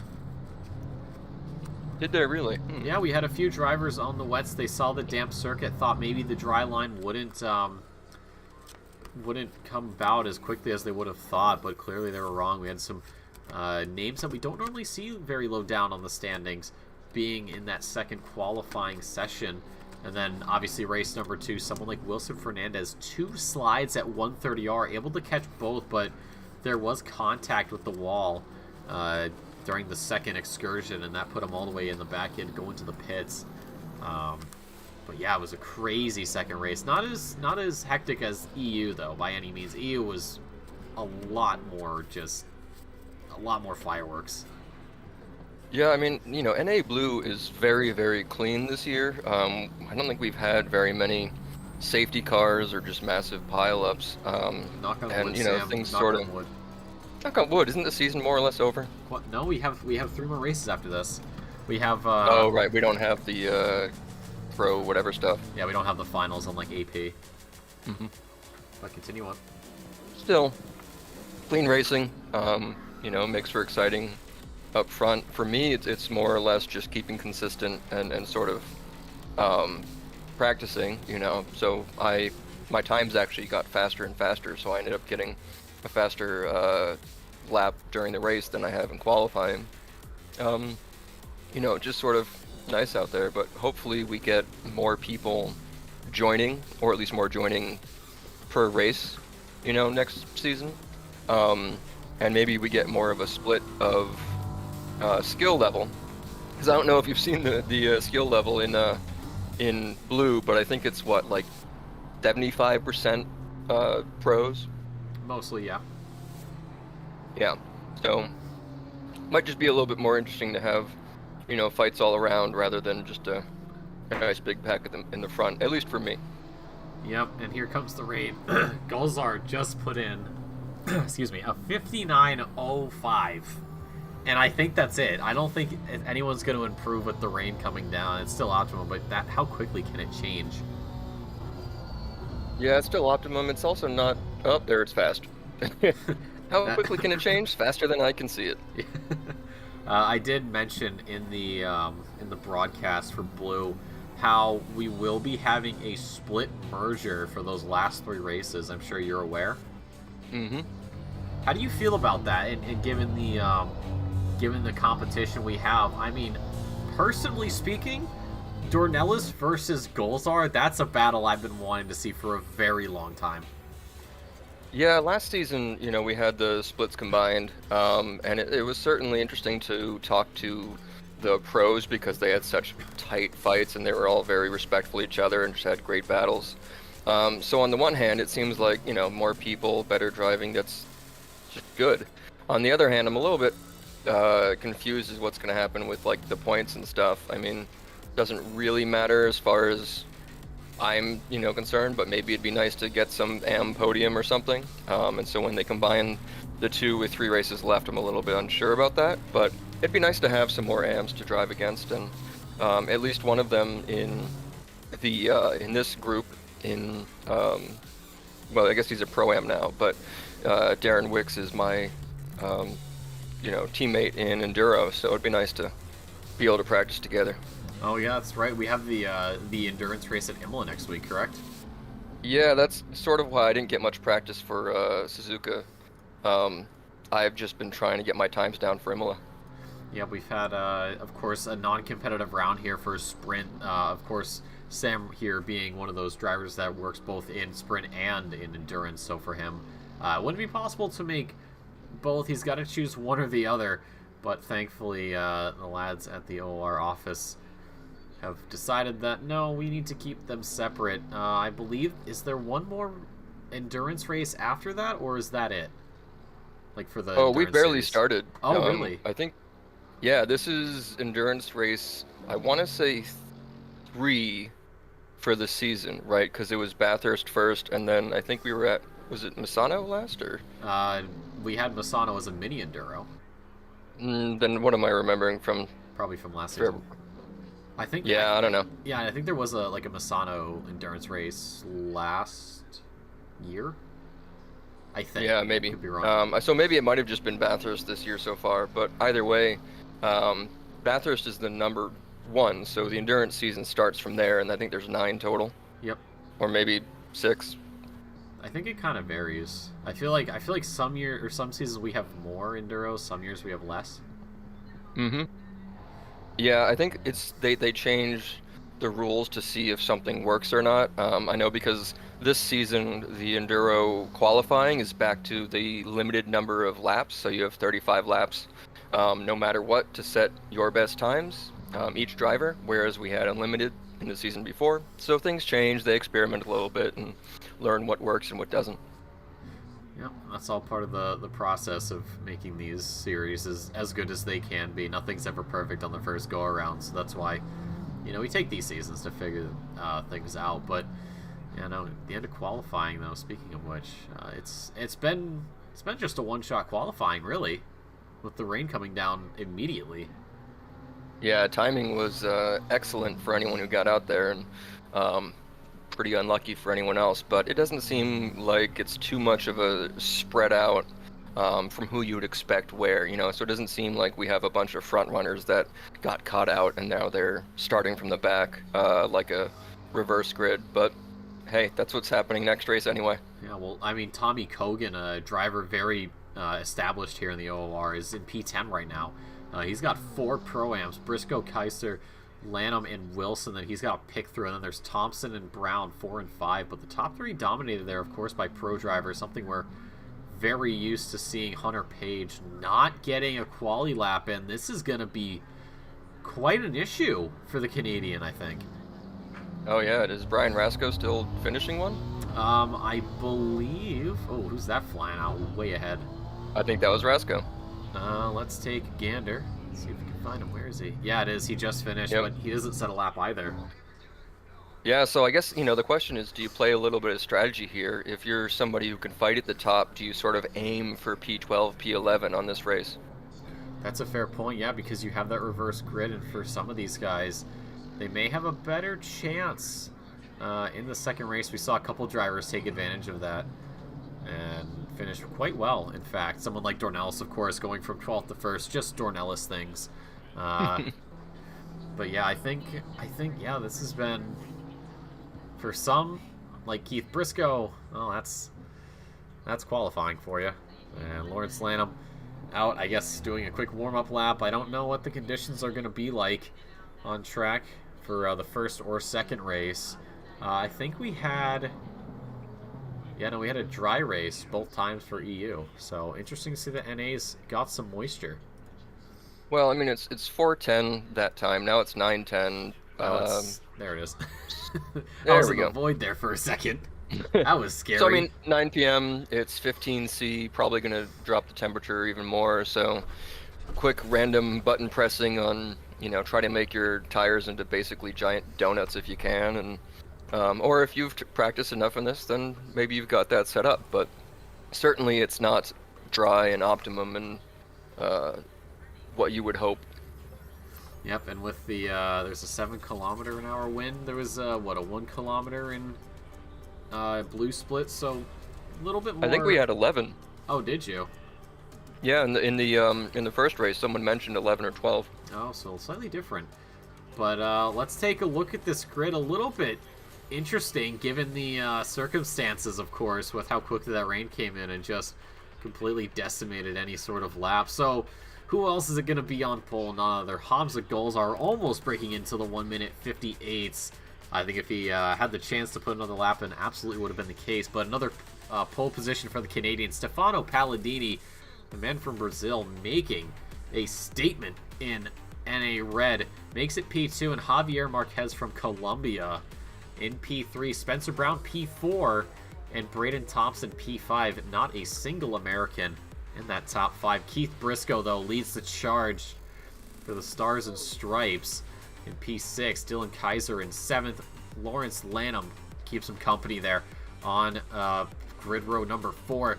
Wilson, Kogan, your top 10. Platt, Darren Wicks, Colin Bateman, and Dave Hasser are down. That's all the way down to 14th. And Eduardo Sanchez, Kevin Parody, another driver who we're familiar with having here in the booth, down in P16. Ryan Luke has Hunter Page to keep him company there on the 9th row of the grid. And then Brian Rasco all by his lonesome in position number 19. And of course, the Simrigs BMW safety car in a league of its own. Yeah, I mean, we've been fawning all season over Kevin Parody's livery, but in this light, that thing looks amazing right now. It looks It looks stunning. Let's get a, you know what? We get a much better view of this. Hold on. I mean, it looks like it was almost made for this environment, for this nighttime race, especially at a track like Suzuka. I think it's the only track it could work at, honestly. Yeah, no, it's gorgeous. We should just look at that for the whole race. All right, here I'll just put it right here. There we go. Perfect. You get a nice shot of Kevin there in the driver's seat. Get some. Honestly, sometimes I wish I could set up like custom camera spots, like just hit a button and go to it. Like you'd have one like right here on the side skirt. I mean, that would. Yeah, work. set up some GoPros. Yeah, like this is like a really nice angle. There's a safety car taking off our wheel. I put so much effort to this, but you can see. So drivers on the dry. For those of you that might not know, I know we talked about this before, but if you ever see a tire with that Pirelli logo on the side of it, that is a dry tire. If there isn't one, well, that's going to be a wet tire. And I don't think we saw any wet tires. We have a pretty dry surface to work with. Yeah, still cold, possibly windy, and I mean, I don't think it's still fast, so it's not anywhere up to optimum yet, so it's still going to be a dangerous start. I mean, that's one of the main issues that I had, and I'm sure other people had, was on your warm-up lap, you know, it's not a super, clean and dry and warm, so you can't actually go that fast to swerve or brake or whatever to warm up your tires. And then by the time you're starting, you can't even go fast enough to really warm up your tires on track without being in danger of, hitting other people. So really you have to just be cognizant of what your tire pressures are doing before you can really let everything go. Yep, and that's something drivers do have to manage. And of course, with 20 minutes, I'm not certain if we'll really get that much rubber laid down compared to the 40-minute race, or even if this was like an hour. It'll be interesting to see how these drivers handle that. All those, it's such a great shot there under the bridge. I love it, and especially the run to spoon. One of the shots you can get, it looks absolutely stunning. Of course, hello to the safety car, whoever may be in the driver's seat. Very, very beautiful person, I'm sure, as we're all aware. This is the shot I'm talking about. Having all the cars come down here, I just love seeing it. Oh yeah, yeah. I mean, one of my favorite shots every time I watch racing is when they have something like right on the wall, and it's just before, say, a turn or something, so you see them all just blast past. So if you were to put this camera, let's say, on the wall of 130R, 132R, yeah, you just have them go, yeah, make all those noises. What is it's turn 8 at Townsville, I think it is. If my V8 Supercar track knowledge is correct, I think it's turn 8. What a great track that is! Oh my god, I love it. I want to go there.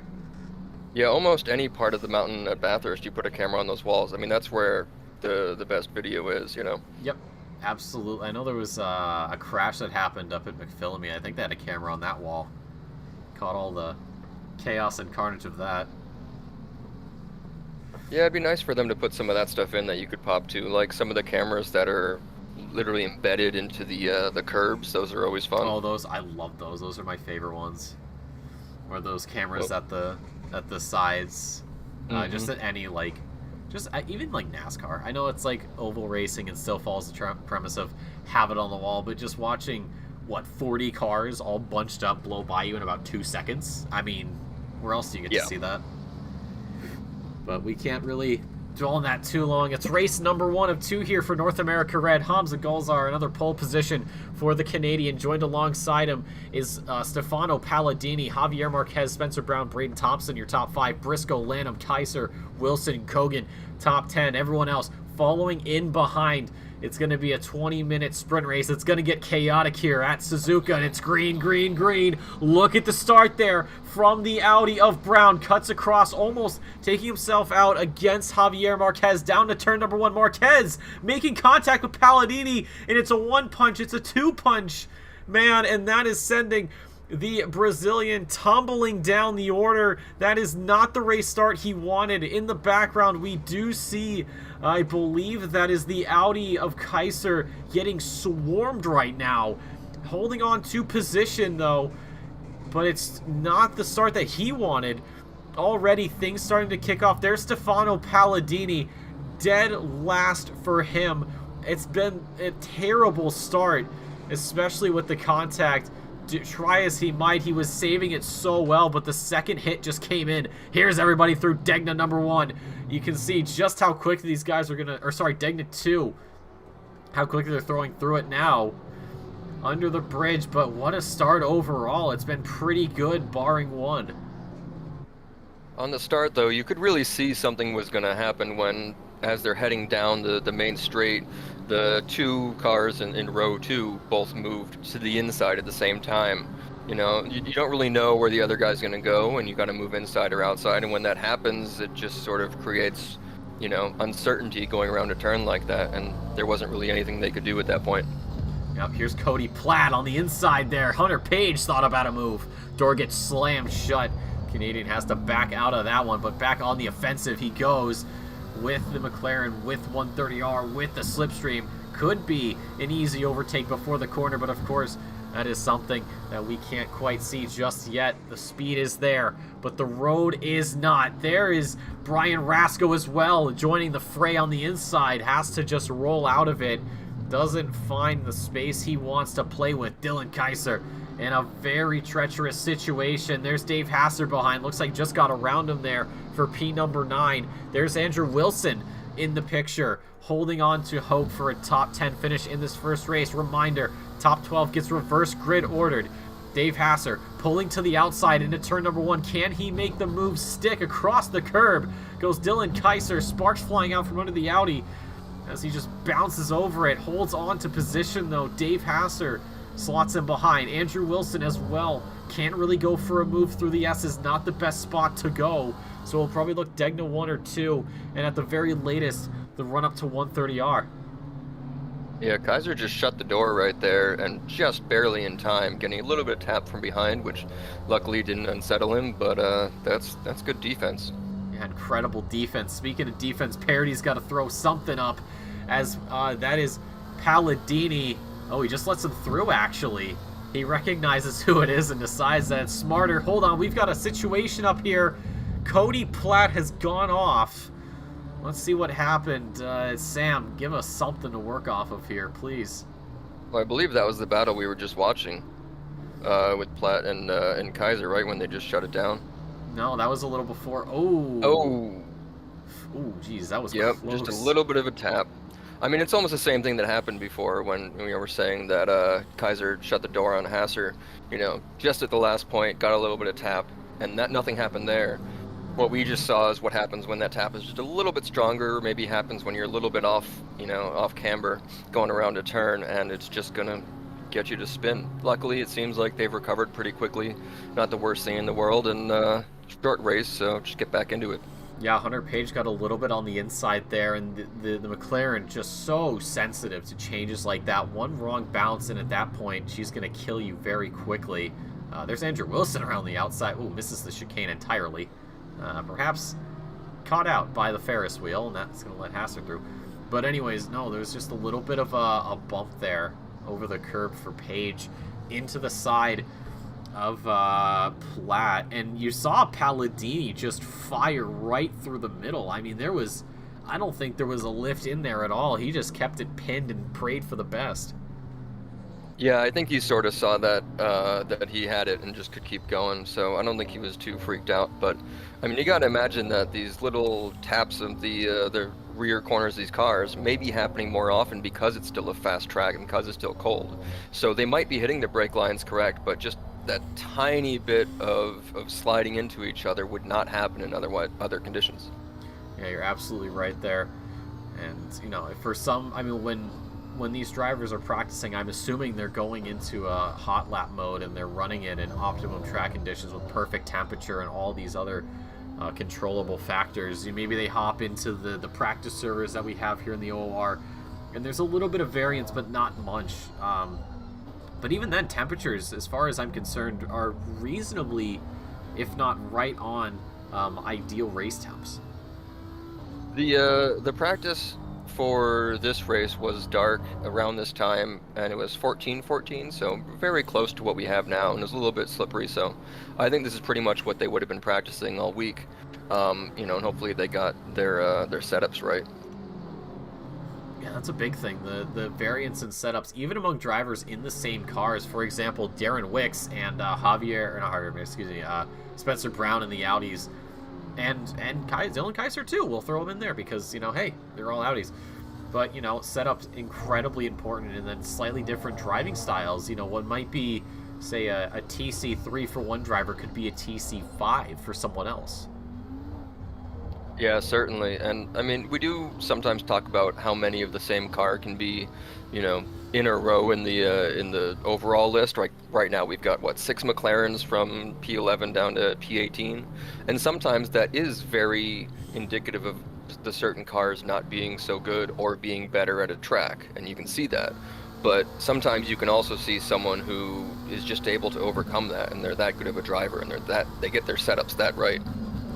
Yeah, and Colin Bateman just getting around parity there. 2 McLarens, I'm not certain what the arrow is, but that was obviously with Slipstream, but it looked like, yeah, Bateman maybe has a slightly different setup through the S's. We'll actually see what the gap is as they come out of it, see if maybe there's a slight difference in traction control, ABS, camber, tire pressure. I mean, there's a lot of factors that go into really fine-tuning these setups to what suits you.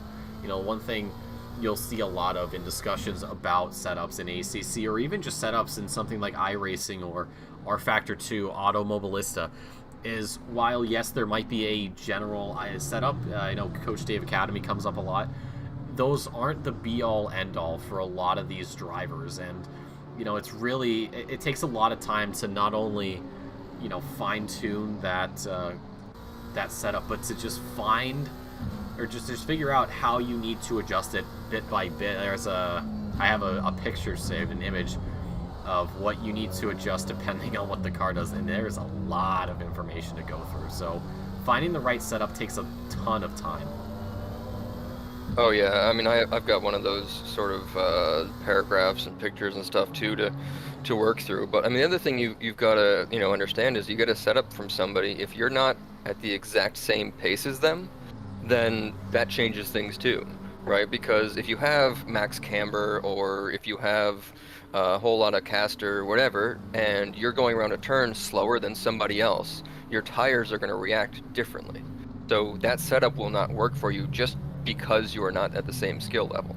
And that's something that you have to pay attention to. Like when I get a setup, usually it's from, you know, some esports whatever person. I tend to add a few PSI just right away because I'm not heating up my tires nearly as much.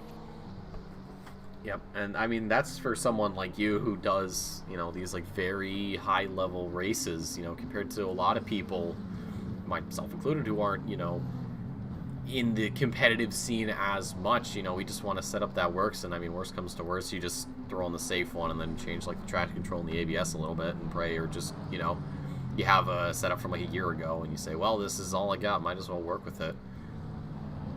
Yeah, I mean, then there's like the next level too. I mean, I've probably every track has something like this, but specifically for Suzuka, as you carry your speed around the turns heading into the hairpin,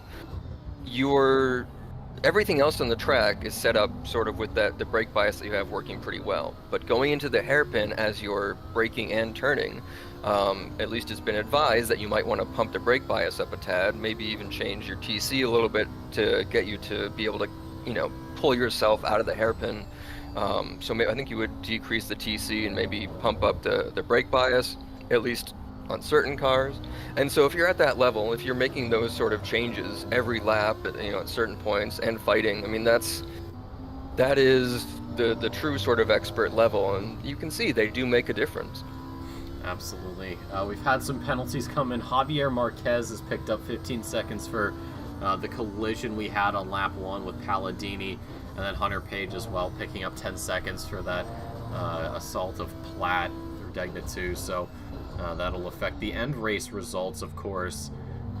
We have a big gap. I thought Braden Thompson was on the tail there of Spencer Brown for a moment, but we have some small gaps. Brian Rasco is finding himself on the hook here of Bateman as we head on to lap number 5 here, and you can see the front windscreen. It's actually scratched up a little bit, so I'm wondering how much front end damage he actually has on that. Bateman. Yeah, it also looks like they're probably rubbing shoulders a bit too. So, pushing each other off, having the inside line right there. Maybe you can do a switchback on here, but who knows? But it's the McLaren on McLaren again, like we were talking about. Yep, and that time, unfortunately, he does not find himself in an advantageous position, just has to give it up and settle into P13. He's got Kevin Parody behind, and behind that is Stefano Palladini. So we'll see who goes through. This little battle pack forming, though. Keith Briscoe in the top 5. Tommy Kogan, P6, and then Lawrence Lanham in the BMW. Not the highest BMW, that's currently Marquez. Although 15 seconds will put him down a few pegs later on. And then here we've got 2 Audis and an Aston Martin. A lot of German manufacturers there in the top 10. It looks like, what, 7 out of the 10 cars come from Germany? Yeah, that's not a very interesting group here. There's no Porsches, which makes things interesting. Definitely not any bias, of course. You're just making No. an observation. No, but what's interesting is, we're coming into like 8 minutes left, and do you start thinking about strategy a bit here, right? Because the pack that we're following that has 4 drivers right in a row is for P12. It is for what will be P1 in the next race. So all of these 4 are fighting for the pole position, which, I mean, maybe you keep in your mind or you just sort of try to get through it. But, strategy has to come in to, at some point of this race. For example, getting a penalty in a 20-minute race means you're probably going to lose way more spots than if you got a penalty in a longer race because everyone stays more bunched together. So there's things like that you have to just think about ahead of time and maybe drive a bit more cautiously. Yeah, it's a weird balancing. I know personally for me, I'd say, you know what? Nah, I'm going to just... hold on. We've got Palladini here on to Bateman. There's contact, and that's the last thing that McLaren really needs to be doing at this point. There's a lot of front-end damage really affecting the speed of it, and especially against a Honda. That's the last thing you want. But anyways, as I was saying, if I were on track, I'm more just worried about the points. It's like, yeah, I understand that if I go further down, I'll start further up, but in a championship, sometimes you just have to say, you know what, I'll get more points out of this, and then what I can do is maybe gain some more. If I know that I'm faster, just pull ahead, but of course that's a lot easier said than done.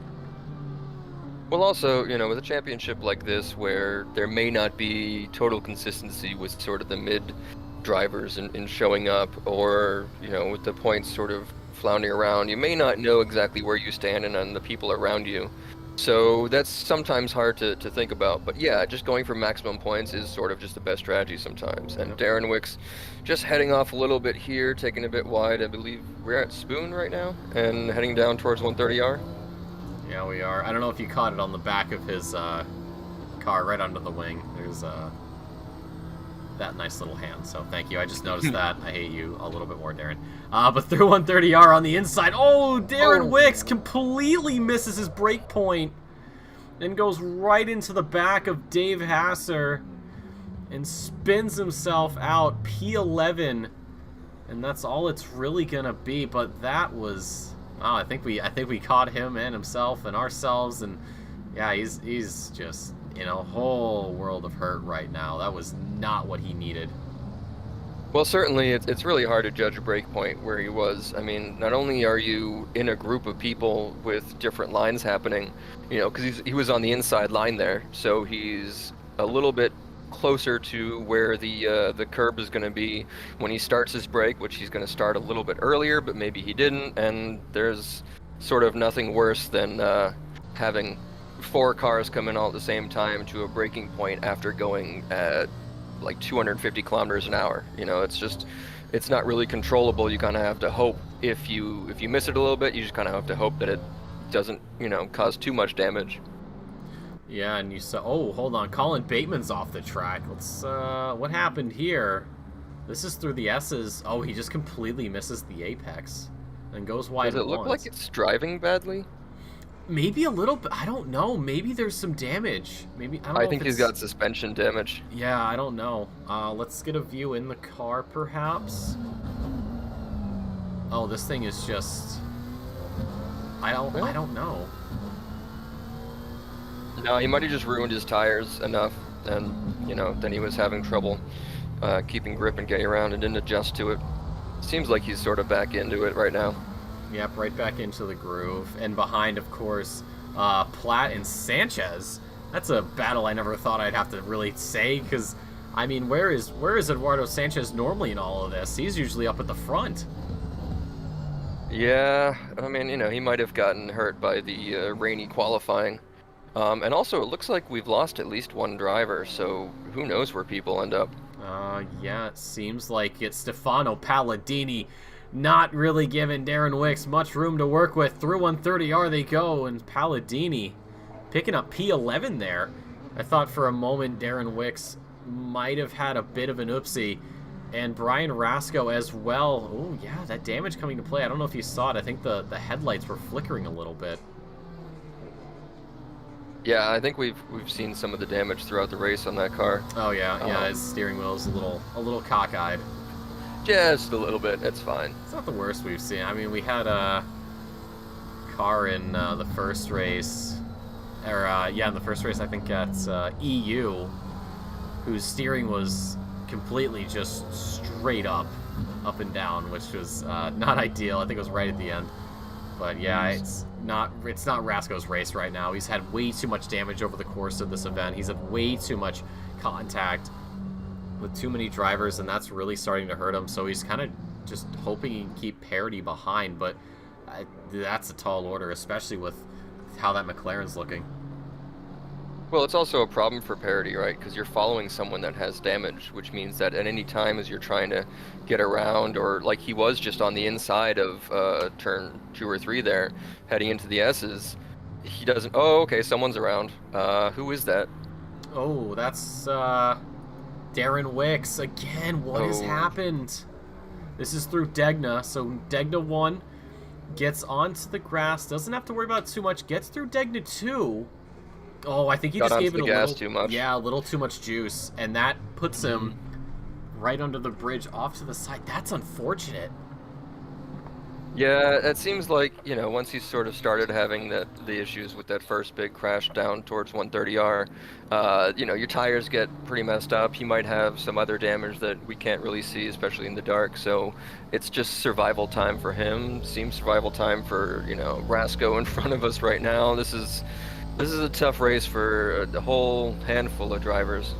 Yeah, but of course they'll have another shot to right their wrongs, and we'll see what happens next. Of course, that top 12 going to get reverse grid ordered, so for right now, parity would be starting on pole position. Cody Platt gets spun by Sanchez, and another wall up there on the side. Let's see what happened. We were busy riding on board with them. Sanchez... Oh, man, I don't know if he just missed his break point, or... I don't know. That was weird. I imagine what happened is, Platt being a amateur, he was braking a little bit more conservatively because he was right behind someone who's, more skilled than he is. So he wants to make sure that he doesn't crash into him. And that means that now he's braking in a point where Eduardo Sanchez would not expect, because it's so much further back than maybe he would be doing at that time. Yep, Darren Wicks has just picked up 10 seconds for that collision on lap 7, so that's going to add insult to injury. Of course, he'll be hoping Sanchez has a similar fate. We'll see. Of course, these results are never finalized. We have to let everyone in the OOR governing body do their job, so that way next time out we can actually tell you what the standings are. And of course, with all of these drivers and both of these North American splits being put together, we are going to have some crazy action. Donington Park, Hungary, and Barcelona to round out the season. The championship fights, if they looked like they were over before, I think we're going to be having our hands quite full. And in the background, Hamza Golzar picks up another win here. When is he not? Javier Marquez, P2, but Spencer Brown will be given that over with the 15-second penalty. I think Braden Thompson will also snag an extra position. There's Keith Briscoe at the finish line, and behind him it's Lanham and Kogan. They also might be picking up some extra positions, so we could be seeing Javier Marquez go all the way down to 7th And that leaves Dylan Kaiser coming home from Wilson. Palladini makes it into the top 10 right at the end, so a devastating start, but a very good recovery drive from him. Dave Hassler crosses the line, P11. Kevin Parody, ladies and gentlemen, this is going to be your pole sitter for race number 2. The Canadian number 23 in the McLaren crosses the line, P12. Colin Bateman just misses out. He's going to have to deal with that. Eduardo Sanchez, a very speedy penalty for him. So Brian Rasko will come up a position. Same with Cody Platt and Darren Wicks. He's going to be a little bit further back. And I think Dave Hassler, but man, what a race that was. I think the way things work out too is that Palladini, he's now, I think, maybe one place behind where he started in the first race. So he's now qualified almost back where he started. He gets basically an entire second chance at it.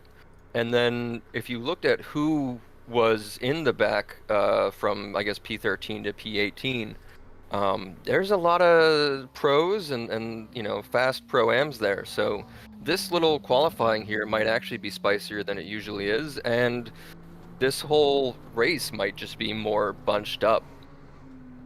Yep, and with how short this qualifying is compared to how long this track is, yeah, it's gonna be a little bit crazier because we're effectively just getting right back into the action. There's not much time. There's not much, you know, there's not enough time to really properly calm down. So drivers, the nerves and the adrenaline's probably still gonna be there.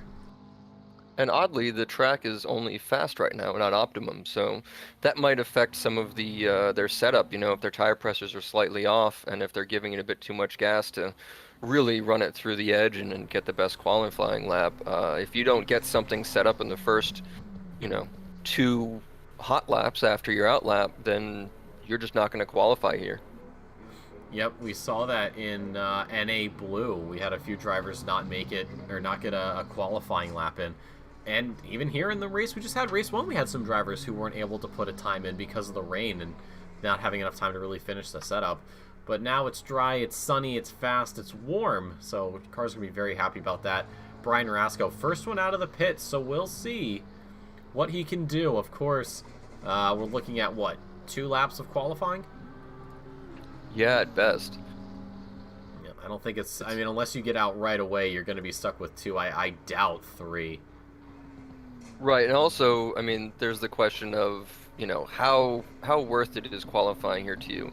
If it's really worth it, you going for, you know, on the edge, trying to get the fastest time and make sure you get P13 to start, or do you go a little bit cautious just to make sure you do qualify because there's a chance that going for that fastest time doesn't allow you to get a time in?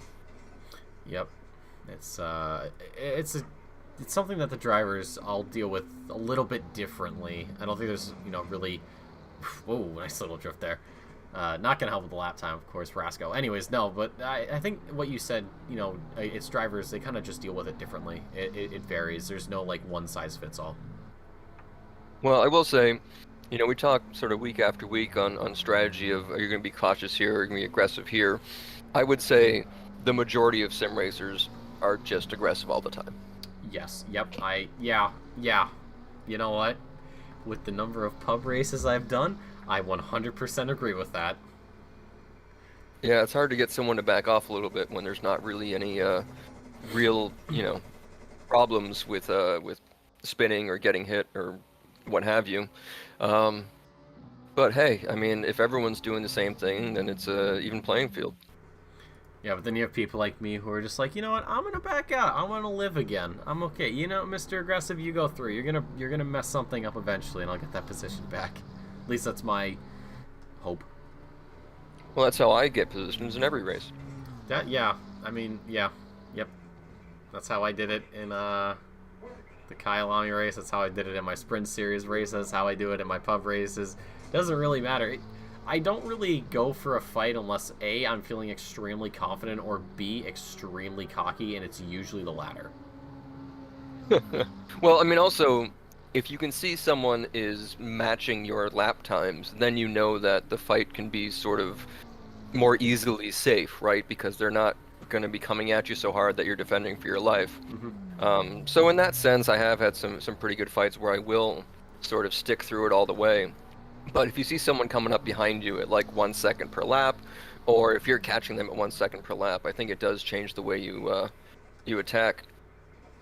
Yeah, unless it's someone like Renato Dornelis, then it's like, the missile knows where it is because it knows where it isn't, and he's taking that position, and yeah, that's it. Yeah, I mean, sometimes it's like the track revolves around his car. It does revolve around his car. Are you kidding me? I mean, a lot of the time we're just basically waiting for him to cross the line to chalk up another one. It's like him and Goals are basically the same people from completely different like sides of the or completely different halves of the planet. I will say what annoys me is because of the super sprint, I didn't get lapped this time, which normally would be great, but not getting lapped meant I had to do an extra lap, driving around because Renato never passed me. What if you just parked it up on the side and waited for him to pass? Then you would have been fine. I was thinking about it. If he was closer to me than the guy behind, I would have let it go. Well, that's a fair point. Looking at lap times though, Stefano Palladini 2:05. Darren Wicks a 2:02.9, a 2:03.1 for Platt, a 2:03.4 for Bateman. Luke is a 2:08.7, and Brian Rasco, the only driver here who has not set a time. He's in danger of starting from the back of the grid, and well, that's never where you want to be unless he's trying to do worst to first. That's a pretty tall mountain to climb there, bud, and you'd only have some swimming trunks and a tank top on, and the mountain happens to be Everest. But you know what? Go off. So he's going through 130R right now, so we'll see if he's actually on a valid lap this time through. He's probably driving a little bit safer, especially at 130R. Very easy to just go wide if you get a little too overzealous. But, yeah, the worst thing for me here is you have a great lap, then you come out of this turn, hit the gas just a little bit too hard, and it washes you out so far. But he stayed nice and tight, and he's getting on the gas at the right time, so coming across the line seems like it'd be safe. Well, let's see where that puts him. That is P3 in the second qualifying, a 2:03.05. He can be very happy about that. Stefano Palladini in the pits, Darren Wicks, Cody Platt as well. Colin Bateman, the only driver out, is on an improvement. How much further does he go? Can he overtake Platt? He could get into the twos, and he goes second. That's a huge improvement. And oh God, rain. It's raining. I mean, I didn't do the rain dance. Did you? Yes, sorry. Oh, come on, Sam. You can't be doing the rain. Actually, no, you're smart because you're not racing it. That's a good grind set right there. Rain well, dance the other for thing, next right, race. is sort of a half rain dance, so it could only rain for the first like 5 minutes and then it'll stop. So what tires do you use? Would you like to explain to me how half a rain dance works? Just the upper body? What? You just dance with the upper body. You don't actually, bounce around with your legs like a normal rain dance. So well, like, how do you make sure you don't accidentally go full rain dance? Like, do you like temporarily paralyze yourself from the waist down, or like what's the deal? No, I mean you're in a sim rig. You just don't use your legs. You Oh, just that's gotta dance okay. with your hands. I thought, well, because normally, when you say rain dance, you gotta like get up for it. But I guess if you can do it in a chair, then more power to you. Yeah. So here's a question. Oh God. With the time to get the session to start, and then the out lap, do we think the rain will still be there when they actually start the race? And does anyone go for, slicks? That's a good question. And how quickly can they clear the track? How quickly does that dry line develop? And you have to think about certain corners, even though there is a dry line like 130R. Is it worth it? How does that corner, and how do you affect it, or how do you take it? How does that affect you? So, well, especially with the temperatures are warmer than they were in the night race. So there's even more things to sort of try to figure out here, right? Because how warm is that? are you on wet or dry? But if you're on dry, do you pump up the tire pressure or not? Because now it's going to be more affected by this by the end of the race, etc., etc. Yep, I'm just doing a quick bit of mental, or not mental, but a quick bit of math. So ambient 68 Fahrenheit. That's warm. What's trackside? Almost 80. Okay, so yeah, how does that affect the... Ooh, man, there's a lot of factors in this right now, and I like it a lot, actually. Yeah, it's gonna be interesting to check out who goes with what as we head down the line there, watching them as they go around the outlap. Yep, 30 seconds, so drivers can now hit start. You'll be seeing cars coming off the jacks for the last time and getting those cars turned on, of course, not pressing drive will start you in the pit lane. The Simrigs safety car will pull ahead, and then the race director will start calling out those car numbers in reverse grid order 1 through 12. So you'll see Kevin Parody's McLaren come out first. That's the number 23. Sanchez rejoining us. And then once those top 12 drivers are through, everyone else will get to follow in. So Palladini will be starting P13. Bateman will be 14. Wicks is 15. Rasco is 16. Platt is 18. No, Okay, 17. I've got a 10,000 IQ play right now. The rain stops. I would go back into the pits right now. Ooh, that's... Start from the pits. Who cares? You're on slicks. You get your everything set up right. If any of these guys had wets on, you're gonna blast through. I think Sanchez might be doing that because Sanchez is in the pit lane right now. I'm not sure if it's just because he had to rejoin, but if that's the case, that could be the biggest brain play of them all. Yeah, I mean, I was thinking about doing that just from a guess that the rain would be done by then, but the rain did finish right as the 30 seconds ended, so, you know, you had the chance.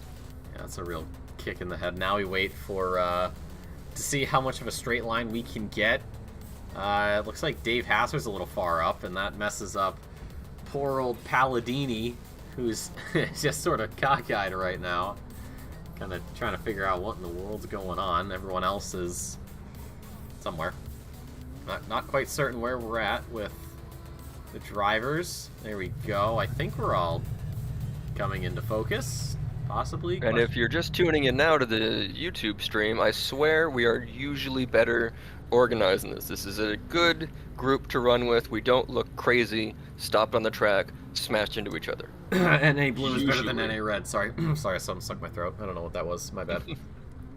Yeah, usually, well, we always like to, whenever we do these super sprint races, just every split, whether it's AP or EU or NA, we like to see if they keep a straight line. I feel like in AP, they're a lot more, like, harsh about it, just like in the booth. Like, I know when Mullick does it, he always has to, like, exacerbate just how bad the line, like, he treats it like it's literally the worst thing in the world, like, if it's not even, like, perfect.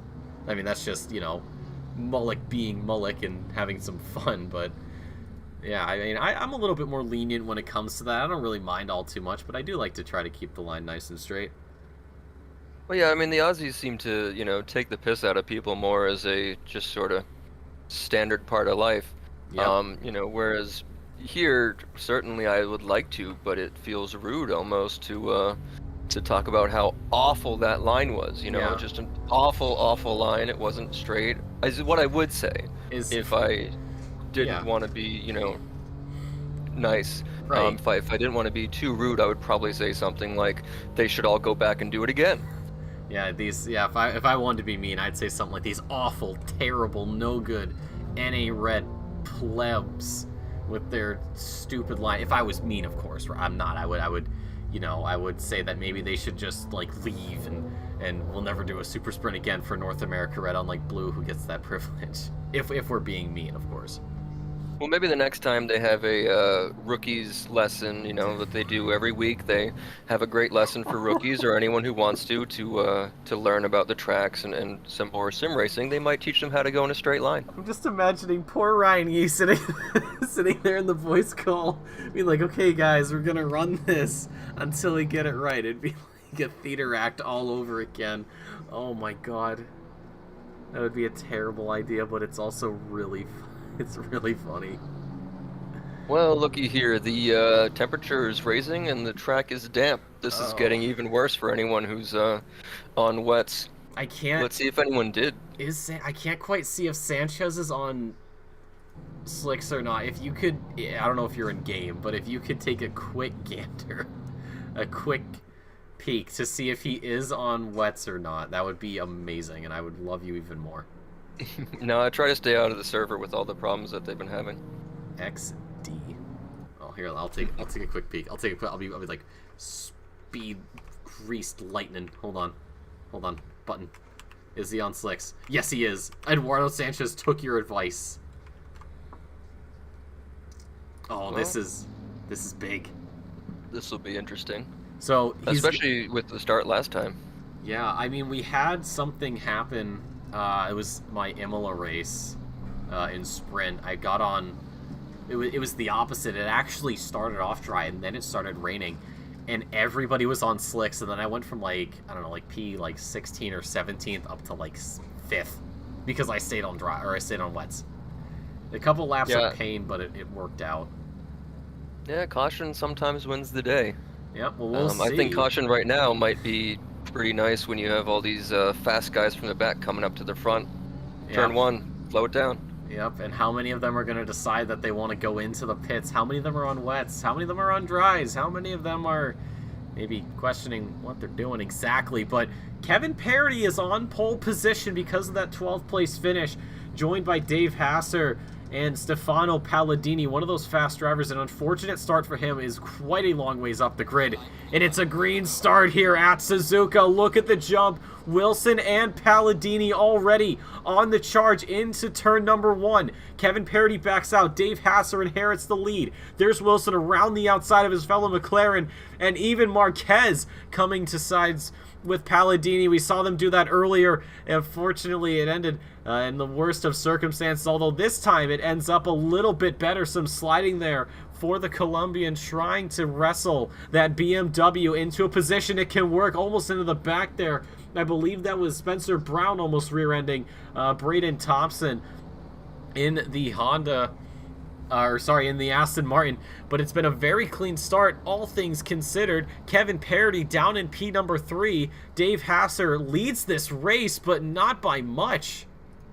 And Brian Rasco decided to go off-roading a bit earlier. Well, Brian Rasco, and there's Palladini down the inside of Parody. So Parody already just losing these positions, dropping them left, right, and center. And he's got Briscoe behind him as well. And you can see the whole train of cars who are looking for a piece of this pie as we go into the hairpin quite slowly, in fact, as Palladini pinned it on the apex. And look at this fight for P number 1. Hasser, Wilson, Marquez, Parody, Palladini, all of them vying for that top spot. Obviously, the scoring column a little bit delayed there. There's Andrew Wilson having to back out. Lets Palladini through. He's on the inside. There's barely enough room. The Brazilian runs wide back onto circuit ahead of the McLaren. Dave Hasser leading us towards 130R. And look at the gap he's got to Javier Marquez, but he's got to be careful through this quick left-hander. The track is damp. The sun, I think, is starting to come out. This is going to accelerate the drying portion of this race through 130R, and it looks like we've had pretty solid runs. Parody's off the track there. It's been a very clean lap 1. Eduardo Sanchez obviously quite a long ways back, but now I think we're going to get to a point where drivers start coming into the pit lane perhaps. Yeah, I think that seeing Parody drop that much is probably because he's on slicks, and it looks like most of the drivers in front of him are on wets, at least if you can kind of tell what the Pirelli sign looks like when it's spinning at 1 billion miles an hour. But I think that may be why he's dropping so much, is people who are on wets are just, getting by. Yeah, more grip because those wet tires, of course, the treads in them disperse the water and allow the little patches of rubber to actually grip the track. You can actually see the dry line already starting to form here. So if Parody is on dries, this is going to be huge for him, because when people come into the pit lane, that's going to open up a ton of fresh air for him to work with, and that'll extend a lead and possibly more. Andrew Wilson coming under fire here from Spencer Brown. What is this charge Brown has had? Up into P7. That was incredible. He was, what, down in P11 or something? Well, he's getting a little squirrely there. Might get back in P11 real quick. Not my fault. I didn't say anything. I am faultless in all of this. Kevin Parody. Sure. Listen, Sam, you're in the same boat I am. You have the same powers I do. I have to remind Charles of the same thing when we do the EU broadcasts. But anyways... We're in a boat? Huh? We're in a boat? I can't swim. We got life jackets. We have enough life jackets and lifeboats. Don't worry, this isn't the Titanic. But Kevin Parody down in P number 10 right now. You can see the sun shining. I'm sure the birds are chirping. And we've got some beautiful sounds coming from these cars around Suzuka. And we'll see. Track's greasy. We're going to start getting to a point where these wet tires are not advantageous. Oh, is Parity on the wets, actually? Because he's sitting on the wet line. He might just be on that line because he's in some traffic and trying to make it around. I don't know. You know, sometimes it doesn't really, you know, seem to affect there's you that much. Contact. Platt doesn't keep off. it. Platt, though, we didn't quite see it, but a great save there. Manages to keep himself 1 out of the wall and 2 out of someone's bumper, and right back into a battle with Brian Rasco for P number 12. Whoa, there's the sliding Wilson out of the final corner. Huge contact. Jeez, that scared me as a, you know, sim racing thing. That still got me going a bit. Let's roll this one back. We'll take a peek. So just up ahead there, that was actually Bateman. I apologize. So Bateman spins, and oh my God, Rasco, he took a chance and he chose the wrong door right into the side there of the McLaren. And there's going to be heavy damage on the front of that of Rasco's car. You can actually see it already from the helicam. Well, that's the unlucky thing, you know. He's peeking out just behind the car in front of him, just at the wrong time. And yeah, that's that's a lot of front end damage. Hopefully, the suspension will let him get back to the pits at the very least. Well, let's ride on board. Obviously, coming through a left-hander, so this really isn't indicative of how the steering is. I think it's, oh, you can't really turn to the right, and this is kind of the last spot you want to be in. It actually doesn't look that bad. I wonder if it's just so perpendicular to that hit that it didn't really do anything to his suspension. Oh, that could be a possibility. Either way, though, he's really going to be suffering.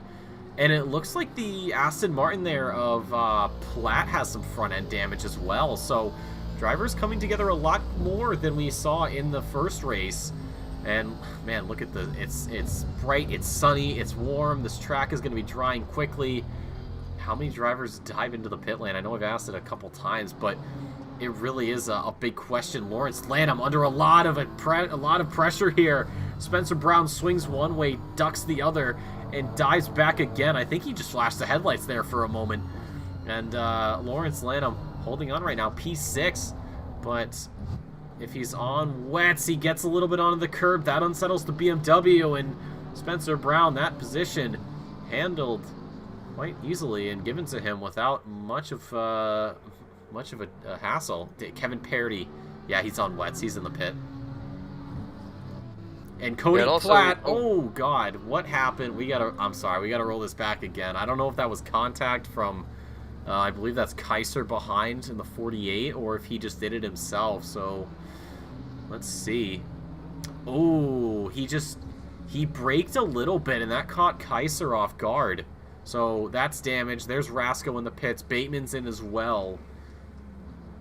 Yeah, he must have needed a little bit more turn in to get into the pits, and that just was not what was expected from the cars behind. Unfortunate, but it happens. Yeah, and I think Bateman might actually be picking up a penalty. I think he was a little too hot into pit lane. Didn't expect the pit lane start marker to really be where it is. So Parity has picked up 10 seconds for that collision on lap 1 we saw earlier.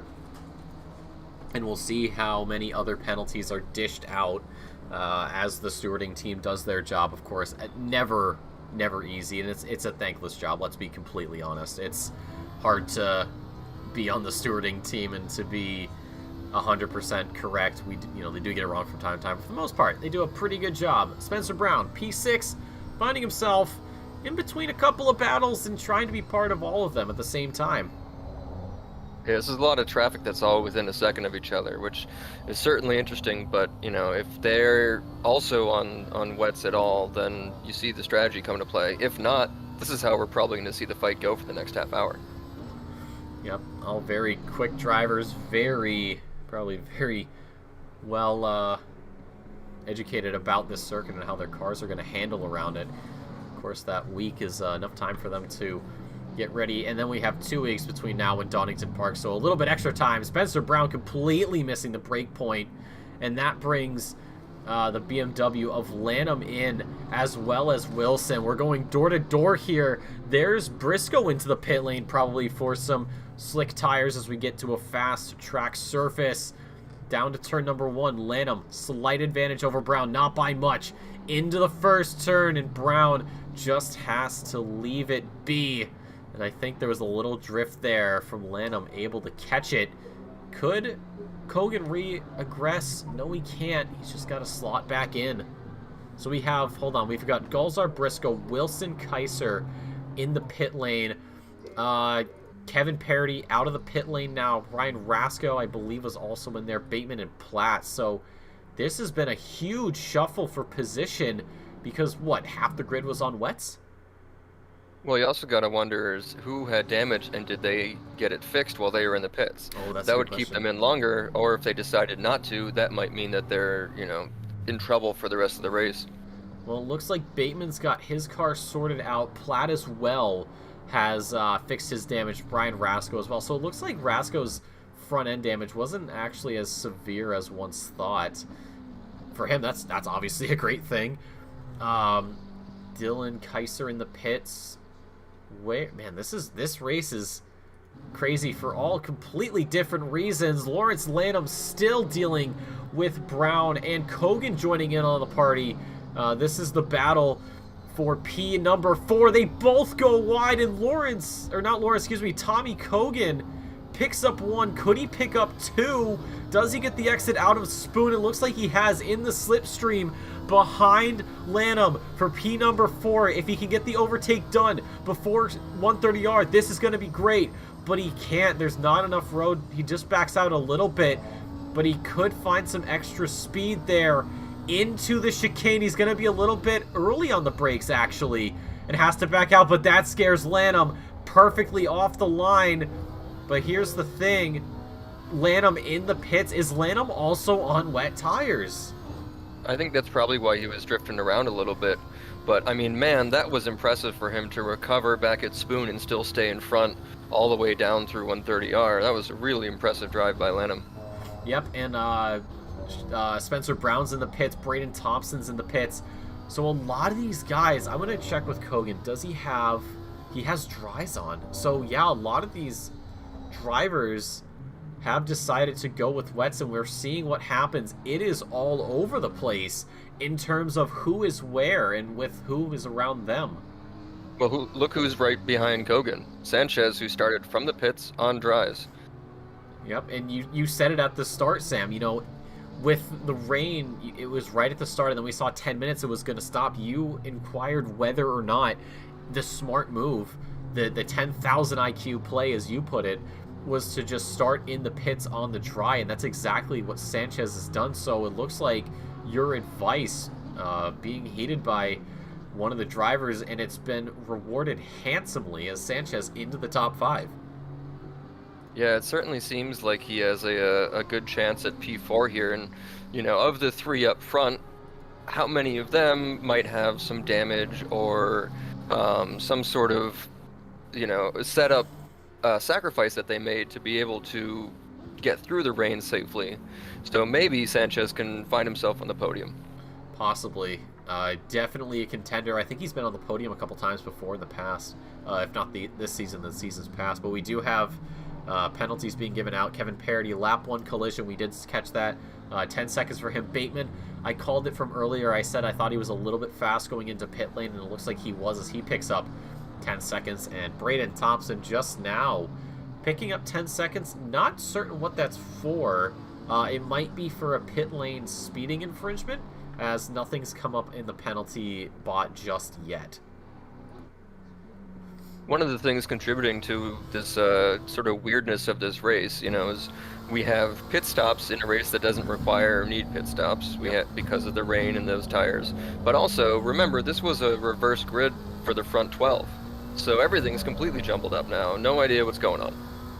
Yep, and yeah, it's just, I don't think we could have predicted this. I mean, even with the rain stopping right as the 30 seconds finished up, I don't think we would have seen a scramble as much as this, or a shuffle rather. And it's been it's really just thrown everything out of whack. I'm wondering how this is going to affect the points as well. And Kaiser very quickly picking up 10 seconds for a collision on lap 3. Well, the other issue here too is all the shuffling has put some major gaps between a lot of people here. So that you can see a 19 second, 16 second, some 7, 8, whatever second gaps. That means that, you know, you don't really have the chance to fight. You don't really have the chance to make this sort of super sprint be a sprint race, and it turns out to be more like hot lapping at this point. But if you look in the back, when they've all got a bunch of red penalties, who knows how they're ending up. They might just shuffle all around at the end. Well, no idea how that's going to play out, of course. We'll let the drivers decide that one. Stefano Palladini having a lot of trouble shaking Marquez, who's been just slowly but surely creeping his way in. And, well, he's been doing that a couple of tenths each lap. Palladini, maybe flashbacks to last race, but hopefully Marquez not looking to do the same. He did apologize afterwards, so no bad blood between them, thankfully, it looks like. At least hasn't been a response from Palladini, but of course Palladini, not really the vengeful, spiteful type. I gotta say, with the gaps and the shuffling, Hamza Gulzar is going to be hurt probably the most by this. You know, we've seen him start in the mid-pack and race all the way up to P5, P4, sometimes even further than that, depending how long the race is and how he's doing. But, I mean, he's in a pretty much no man's land right now in the middle there. He's got to catch up to, you know, both Luke and Wicks over the course of almost half a minute before he can start fighting with his other pros near the top. Yeah, it's a pretty difficult task. I think a couple weeks ago he said he was doing some sort of worst to first thing. It didn't really work out. Him and I talked about it afterwards. I don't know if this is the same thing, but yeah, I'm not really certain how this will work out for him, but we'll leave it to him. That's his wheelhouse. Of course, fastest lap for him, a 2-minute .8. Not quite the same pace we saw in qualifying in that 59.02. Well, he also, I think that, and someone almost went off there in the background. There. Yeah, but it looks like the track is still just fast right now. So, you know, when it was optimum, and that was the pace that he was able to pull out, but it's just fast. It's not fully back to maybe what you'd be practicing. You know, your tire pressures, your setup can all be a little bit off if this stays just fast the whole way, even though the temperatures are absolutely fine. For some reason, that one little rain, you know, shower was enough to keep this somewhat damp, greasy, and then fast for much longer than you'd think. Yeah, and think about it. By the time, if it does get to optimum, of course, how worn are those tires going to be? Is he going to be seeing the same sort of pace, or will he start falling off a little bit? Yeah, and I honestly thought Kogan was going off just then. He seemed to have a whole lot of side slip through 130R. Yeah, but he kept it locked down beautifully and carries on in P number 4. Sanchez still hunting him down. Yeah, you gotta imagine that, you know, Sanchez, since he's been out there the entire time, I don't remember if Kogan had to pit or not, as Parody gets a little bit of a boop from behind. But, you know, Sanchez has the oldest dry tires you gotta imagine out there. Yeah, but think about, I mean, if this was a regular 40-minute race, I don't think Sanchez is going to be two-faced. This might have been what he practiced for. If we really want a theory craft here, I mean, going into the practice server, I know you mentioned it was dark, it was cold, but, you know, I'm sure these drivers also did practice on their own terms. And I feel like Sanchez is one of those drivers who definitely spent maybe 30, 40, 50 an hour on his own, just running laps and getting a feel for the tires, because depending on how those tires behave after X amount of time, X amount of laps, how much are you pushing, how much are you sliding, it really gives you a big boost in how much knowledge you have to play with when it comes to racing at a track. So maybe that's what he did. Maybe he really worked with, you know, how long can he realistically go for on one set of tires before it becomes an issue. And you know, at the start, the track was wet. It was slippery, so it doesn't have too much of an effect on the tire degradation and graining. Yeah, I mean, you can see, Kogan just had to catch it going around Spoon there. And I mean, last time when he went through 130R, he had to catch a bit. So that's something that might come into play is, without the graining, without the pickup that we talked about, when you start having to catch your turns like that every time, that also puts side slip, that also puts wear into your tires. Yep, and there's Hamza Galzar getting moved on Ryan Luke in the meantime. Ryan Luke, 666 up into P8 right now. Still a long way to go, though. But yeah, oh, we've got Parity off, we've got Kogan, we've got Rasco, and I think Thompson got caught up in all of that. No, he didn't. Let's roll this one back and see how it all happened. I'm going to bet either contact or just a Parity slide here. So this is through Degna 1. And, oh, Spencer Brown sends it on the inside. There wasn't really a gap there, I don't think. And Rasco, again, getting caught up and getting damage that he really shouldn't have gotten. Yeah, you gotta imagine you don't want to be his roommate or partner or something right now, because that's probably a pretty loud room.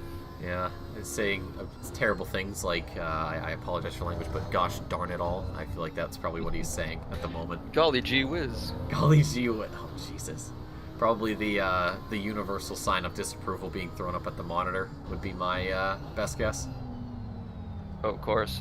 I also want to point out that with Luigi in front and then 2 anime cars, just a whole bunch of, cartoons and Japanese fandom going on in this one little battle.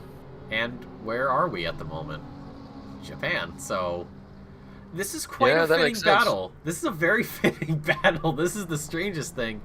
For P3 on the podium. Wow, I didn't think about that till you just said it. And how often do I talk about Kogan and Sanchez's weed machines? I don't know. I'll take Luigi over any of the anime guys. I mean, think about this, right? He's fought ghosts. He's had to live in Mario's shadow his whole life. He's a bit angry. He'll take it. He'll stay up front. Yeah, Pastor's got this. And you got to think about, Genshin Impact. I don't think we need to talk about that. That has its own connotations. I'm still not certain what's on Sanchez's car, but I'm sure great character, I guess. I love the colors, though. I don't know why. They just work really, really well. Yeah, with the McLaren specifically. Yeah, really. I don't think you could pull that off on really any other car. But this is the battle right now for P3. We could be seeing this go right down to the wire, very close from all of these drivers. The only other quote-unquote battle we have at the moment is Lawrence Lanham, and as I say that, he starts dropping time. So this is where we're going to sit. Three liveries that I would say are region appropriate. This also hasn't been a very clean race. A lot of people just sort of misjudging their braking zones and giving a couple taps in the back as we see this happening here. So, you wonder with this close race, are they going to possibly bring Darren Wicks back in to the fold here? I mean, he's a pretty good ways back, and Gulzar's behind him. But if something happens, we might see a nice big pack trying to fight for that last podium place. I don't know. I feel like it's maybe a little too early to call. Maybe it's already been called by the powers beyond us, but who knows? Dave Hasser goes a little wide there, gives Tommy Kogan a chance to catch up, but it's not really going to matter all that much as he stays ahead. I'm fairly certain you can throw red shells backwards. They won't target anything, but you can at least throw them back. So if there was ever a time to use it, Dave, I'm sure it would be now, and if I bet on it, I'm sure Sanchez could slip right under the Audi there. Well, actually, so that's Kogan right behind him, right? And it looks like Sanchez has dropped about half a second. Oh yeah, Sanchez has fallen way off right now. He had that Tommy Kogan got a little bit loose as we exited the S's, and Sanchez thought about a move around the outside, but the problem was the door got closed, and then that threw him off, and he's just started losing a lot more time, and you see the gap that it is now, just about a second. Onto another lap here around Suzuka in the slipstream. Tommy Kogan, you can barely see Sanchez behind, almost into the rear of the Aston Martin. Maybe getting a little bit taunted there by the text on the bumper, but not backing out, not giving in just yet, keeping the pressure on but keeping it held back. I'm surprised about how ineffective that slipstream was. It really didn't think like he was. It didn't seem like he was getting any real benefit out of it. No, he really wasn't, and I'm fairly certain the Audi in a straight line is faster than the Aston Martin. Yeah, I mean, that's certainly not a short straight either. I mean, that is one that you should be able to use a slipstream to make that overtake. So maybe he's just got a bit too much downforce, or you know, maybe Hasser's able to drive with a bit less downforce, but that certainly is a possibility to give yourself some extra speed. Yep, and that's invited Sanchez back into the mix. He was about a second back, and now he's all over the bumper here of Wicks. Trying to get in his head. He knows that Wicks is going to be looking in, what, at least 3 places? He's looking at Sanchez, he's looking at Kogan, and he's trying to find his brake markers, and I guess his turn-in points, you can count it as 4. So there's a lot going on. Sanchez is probably just going to use that to his advantage and slowly but surely just wash away the mental fortitude of the 55 and get around him. But for right now, he's just got to be patient and wait for the moment to strike as we head up to 130R. As you watch this battle too, you got to be thinking that Hasser's looking for a pro position in the next season. Oh yeah, he's probably looking at the Pro-Am square and saying, excuse me, I think that you may have dropped this and it ended up on me. I'm sure there's a white square I could pick up through the chicane, though. It seems like Sanchez got the worst of it. Kogan Hasser seemed to mess up a little bit, and for him, that's a big problem. Although Kogan, Sam, you might be right. I think Kogan's running a little too much downforce, and he's not getting enough of a boost on the front straight or even through the backstretch to 130. I think he's not getting anything, although sends it around the outside, now to the inside, and then the inside given back over to Dave Hasser. Eduardo Sanchez, we're going to ride on board with him. It's going to give you an amazing battle. Look at how close they are. There's barely enough room. Sanchez invites himself to the party, and it is going to be Kogan that comes out on top, although Dave Hasser not done yet. He is on the outside through Degna 1. Could he make it stick around the outside? Maybe a switchback. No, it isn't. Kogan holds strong. Sanchez now going to be eyeing up, and he knows that this McLaren's going to be faster than the Aston Martin. He might not be able to go for a move now, but Sam, I think there's a long straight coming up that he could absolutely use the slipstream on.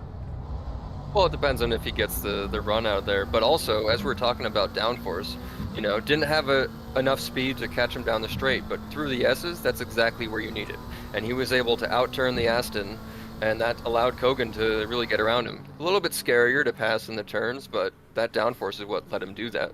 Yeah, and that's the beauty of Suzuka. You have the first half of the track, you know, that very twisting technical section where having handling is key. And then you have this backstretch here where, you know, well, it's all about speed. You know, maybe you're running a bit less downforce, but that gets complemented by, well, 130R. You have a very quick left-hand corner, and some drivers are able to take it flat, and Hasser, unfortunately, not one of them, as he has to lift.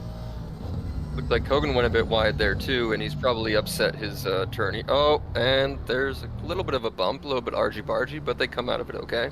Yep, it was late braking there for Sanchez, and gives the position back, but right back at it again as we head down another lap. And you can just see Sanchez, even out of the slipstream, is, well, struggling to find some pace. And that's great news for Kogan, who gets to pull away from this, because as these two continue to battle, well, he doesn't have to worry about that. He's not part of it. Yeah, that certainly could have ended a whole lot worse, but it looks like they get to keep going. And that's sort of the best point, is as they keep going, they might be able to catch back up to Kogan, assuming that, you know, they don't fight each other too hard, and if Kogan's tires start going a bit. But the other thing here is Hasser is sort of just the cork in the bottle for Sanchez, it looks like. Yeah, Sanchez absolutely could catch up to Kogan, but yeah, like you said, cork in the bottle of Hasser in the way. It looked like for a moment Sanchez might have found a little bit of real estate on the inside, but just got closed out. Didn't have a chance unless he wanted to risk some contact. So he stays put, and this is, if you're Sanchez, this isn't really good news because the podium is right there. Tommy Kogan's holding on to it, and perhaps maybe you can pick it up off of pace alone. Fastest lap, though, between these three drivers belongs to Kogan by just about. Compared to Sanchez, 9/10 of a second. Compared to Hasser, almost a full second. Well, you gotta imagine that, Sanchez here is just a little bit more, trigger shy after having some of that collision back in the Casio triangle last lap. So, maybe he gets a run, but he doesn't actually take the lunge because he's a bit worried about that. Yeah, and he got a little wide there out of Spoon, so that completely compromises his exit. Less speed, even through the backstretch, 130R and up to Casio. And again, just running wide, so I think he's having a little bit of trouble as he tries to maybe get a little switch. And does that scare Dave Hasser off? How much? Oh, it does, and Dave Hasser just has to give up. And for Sanchez, your mistake sort of ended up working. And now you've got, well, this man right here, Tommy Kogan, ahead of you. But the gap is quite massive, and, well, we're just about 10 minutes to go here. Sanchez certainly benefited from being cautious and not taking those lunges, staying right in the mirror of Dave Hasser and really, getting him to make that mistake. But, I mean, we're talking about Hasser, fighting with the pros. He did a great job lap after lap after lap, and, sort of what expected to happen. Oh, and Palladini! Oh, he got no! Off-road? He is. He's off. He had to get around the back marker of, I believe that was Rasco and Brown, and he just completely messed up, and there was almost no communication there, even the just mental communication. And for Javier Marquez, that's huge, because that promotes him to P number 1. Yeah, and I mean, now he's going to have to try to pass the back marker, so hopefully it goes better for him. But it'll be interesting to see if Palladini now has Kogan breathing up from behind.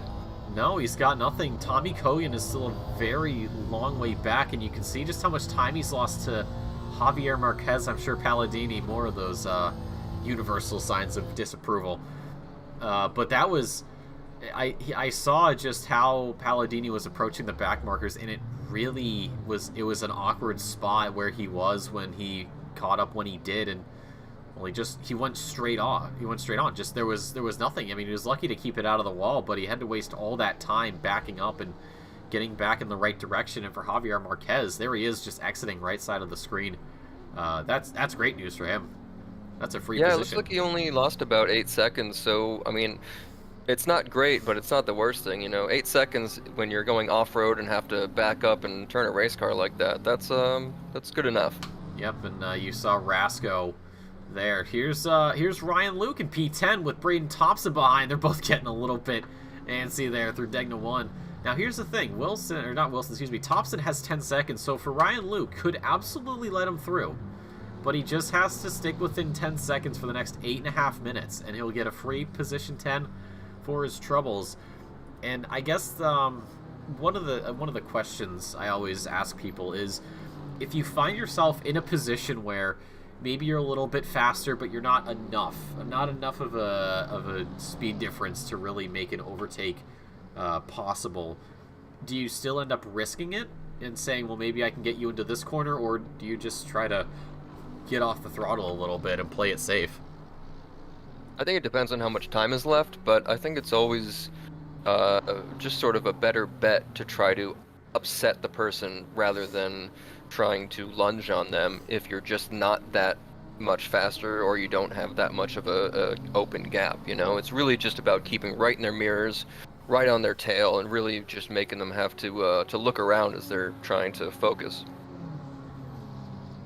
Hold on, this is interesting. So in the sprint chat, someone asked, was Palladini supposed to do quali 2? And someone replied with nope. So that could cause some problems. Because if Palladini wasn't supposed to do qualifying, I don't think it matters, though, because he's, 12 and 13, I don't know. Well, wouldn't they have called out the numbers? That's true, they would have. But so I don't think it matters. Here's the thing, though, if he wasn't in that first 12, because he didn't win the first race, that was Galzar. Ooh. Well, if he wasn't in the first 12, then he would have been able to be in quali 2. I don't know. We'll have to. I don't know. Maybe the The NA Red drivers are throwing me for a loop for some content, which, I mean, that's not the first time I've been used for content. We'll deal with that when we get to it. Right now, though, things have very much calmed down. Lawrence Lanham, woo, there's a slide there coming out from Dylan Kaiser. 10 seconds hanging over his head. That's not what you want. Let's see. Well, go ahead. Well, I was going to say, one thing I've been watching is through the Degners, there's been a lot of just going over the edge a little bit, and that's a place where you can actually pick up 2 warnings at the same time, because as you're going straight down that left side out onto the curb, you can be caught out going wide at the exit of the turn going in, and caught out going wide into the next turn. And there's a chance that some of these, 10 second, 15 seconds might be increased or even added to. A couple other guys might get some penalties just from the game. Yeah, I think that I've seen clips and discussions about it before, so that's. I don't think we've gotten any of that for track cuts. If we did, we would have seen a drive-through. Oh, Kaiser there. We would have seen drive-throughs pop up and then get converted, but it doesn't look like it. So I wanted to give a quick update with penalties that came through. So Spencer Brown, currently sitting in P14, got 15 seconds for a collision on lap 9, and then Andrew Wilson, who is sitting in 9th right now with that 10 seconds over his head, is for a collision on lap 13. Just a quick update on that. I know it's not deathly important, but I do what I do. Yeah, in the situation that we were just looking at with Dylan Kaiser behind Lanham, Kaiser's got that 10-second penalty. He really wants to get around Lanham and just try to get himself into the distance there. But certainly he wasn't able to do anything quick. So he's really running out of time to make up any sort of places here. Yep, and here's Ryan Luke with, who is that? That's Dylan Kaiser behind. So 2 drivers, or no, sorry. Who's that up? Is that Lanham? Oh, Lanham got around him. So Lanham has to close this gap to Braden Thompson. He's 11.7 seconds. Oh, Lanham, or Luke, off wide. But now we can pick up another position with Kaiser ahead. 10-second penalty. Yeah, I mean, Luke sort of let Lanham and Kaiser through. I mean, of course, it's a AM versus some pro-ams, but it seems like it took a little bit longer for Kaiser to make it through there than Lanham, and that means that Lanham gets that gap now and isn't really in danger of having to fight with Kaiser. Yep, and the gap from Marquez to Palladini, it's coming down. I don't know if it's enough to really be detrimental to the finish, but you see Rasco and there's Palladini, so despite the off, the Brazilian's done an excellent job of just getting right back into the groove, and Javier Marquez will be using Tommy Kogan there. Or no, sorry, not Tommy Kogan, my apologies. Spencer Brown slips on through. So where... Oh, that's a little wide there.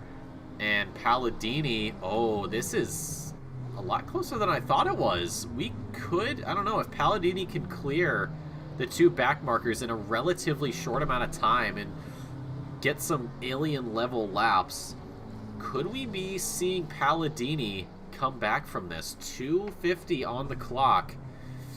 Ooh, I don't know. If he makes it happen, it's going to be dangerously close. Well, also, a little bit further back, Hamza Gulzar was able to drop that 20-second gap to Darren Wicks, and he's within a second now. So that looks like he's going to pick up P6, probably knowing Hamza. And right now, there it is. Probably right there. That's a positive caster's curse right there. Good job, Sam. I'm proud of you. Yeah, well, I mean, also, we watched Darren have a couple issues earlier, so he's probably not in the position to really fight against someone like Hamza Gulzar. But hey, I mean, there's a big gap back from there. I think Darren would be happy with P7 anyway. Yep. All right, so let's see. We have Stefano Palladini in a not a fun position. He's got Luke ahead. We'll let him through. And just beyond that is a certain Audi of a certain driver whose number I can't see at the moment, but if I had to really take a stab at it, I'm going to go with Spencer Brown. We'll take a peek. Yep, it is, and there's Javier Marquez. This is going to be close. You okay? No, I'm not. I had this, no, I had this, like, I'm muting myself on stream, don't worry. No, I had something, I don't know what it was, but it was like 2 days of being kind of ill, and then my body was just like, yeah, this is stupid, we're gonna go back to being normal, and I still have a little bit of a cough, so I have to, like, make sure I don't talk for too long, because if I do, I just die. Sam's getting an earful of this, guys. Don't worry, I'm muting myself on stream, but in Discord, he's on his own. But I'm good. I'm here. I'm alive, unfortunately. Yeah, they don't want to hear me try to call this thing. Oh, come on. Don't put that kind of pressure on me. Anyways, it's the final lap. Javier Marquez starts us off. You can see the gap. There's Paladin. Just a little blip on the radar. 4 seconds. Over the course of a lap, I don't know if Palladini can do it. This was his race, but he got unlucky with back markers, and he speared off into the gravel. Had to back up and get himself turned around, but he has done an excellent job of recovering, and he is chasing Marquez like a mad dog through the S's. There's the BMW.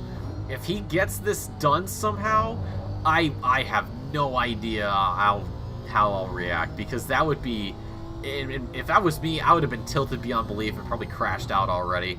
But Palladini is a man on a whole nother level. Both Degna's done beautifully up to the hairpin. What's the gap? 3.5 right now. How much lower can he make it? He must be thinking he can go for it, but he's got to find some time and really bank on Marquez not being as lucky. Well, the other side of the coin here, though, is that if I'm Marquez and I've got multiple seconds ahead, I'm going to take things just a little bit more cautiously and not really put myself in a place to have any sort of mistakes. So I can afford to go a bit cautiously and let him catch up another couple tenths, etc. So it might look like Palladini's catching him, but he might not be catching him on outright speed. It might just be caution because it's the last lap and he knows he's got this locked in. Yeah, that's true. So it looks like it's an unfortunate turn of events here for the Brazilian. He was up in P1. He got messed up by those two back markers just behind Spencer Brown and Brian Rasco. It's an unfortunate just afternoon. But Javier Marquez takes full advantage of that, and out of the final corner he goes. He will pick up the win here in race number 2 at Suzuka. He's going to be very happy about that. Palladini, though, despite what happened, you gotta be proud of yourself for closing the gap up. I think if he had a couple more laps, it absolutely would have gone his way.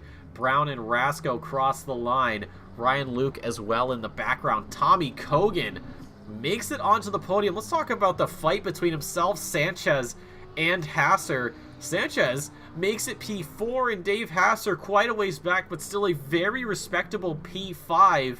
And then there's a long gap before we get to Gulzar. Yeah, Sanchez came real close to go from last to the podium. Yeah, oh, that would have been insane. A great call from him, though. We started off rain, and then it stopped right as the countdown finished. And Sanchez decided, you know what, this track might dry faster than everyone thinks, and he went to the pits and, well, got on those slicks just like you said, Sam, and it worked out amazingly for him. P4. I'm going to guess that if he listens to this back, he's going to chuckle, because he probably didn't do that on purpose. Probably made the choice on purpose, but I don't think he was in the pits on purpose. Who knows? Darren Wicks comes home P7. Keith Briscoe, there's some pretty large gaps right now because of the pit stops and drivers getting off of wets and onto slicks. Keith Briscoe, P8. Andrew Wilson, a race that has been questionable for him. His livery, I just realized, not loaded, and unfortunate. 9th for him. Brandon Thompson into the top 10. Where's Lawrence Lanham? I don't think Lanham's going to take advantage of this, so Wilson should be able to hold on to position number 9, and Brandon Thompson for P10, and Lanham will have to settle for 11th. Kaiser will get 12th, and it's Luke, Parody, Platt, Bateman, and I think a couple others that had left, but man, what a race we had. What chaos we had as well. Somehow, none of the penalties factored in. That's surprising, yeah. You're right, none of the penalties factored in at all. Wow, okay, that's a new one.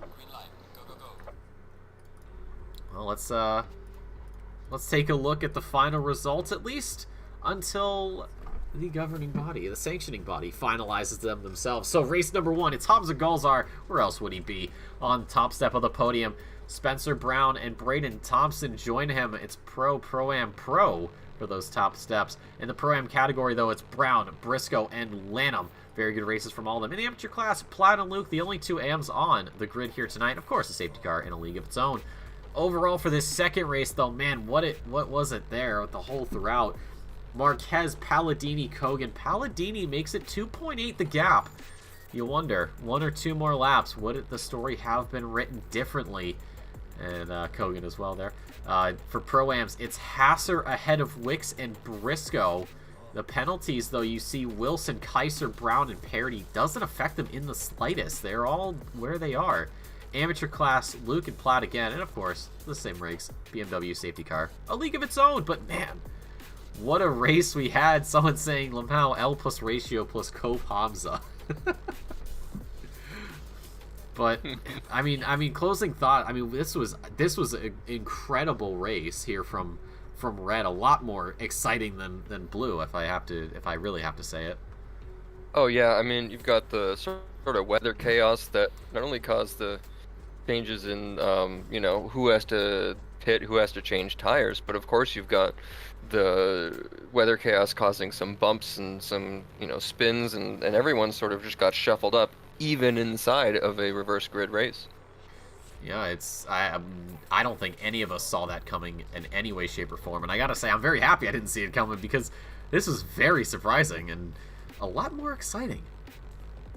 Yeah, I don't think it would have been this exciting if it was just rain the entire time. Everyone would have just settled down and tried to make it through, but this race is very fun to watch. I don't think it would be that much fun to be a driver in, though. I gotta imagine there's a couple angry drivers out there right now. Oh yeah, see, that's why I'm in the booth. I don't get angry. I just sit here and I watch other people try to not get angry. It's a really good system. But we'll give one more quick final shout out. Of course, the Simrigs for sponsoring Season 12 of the Sprint Series. We've already talked about them enough. They're from Melbourne. Incredibly good at what they do.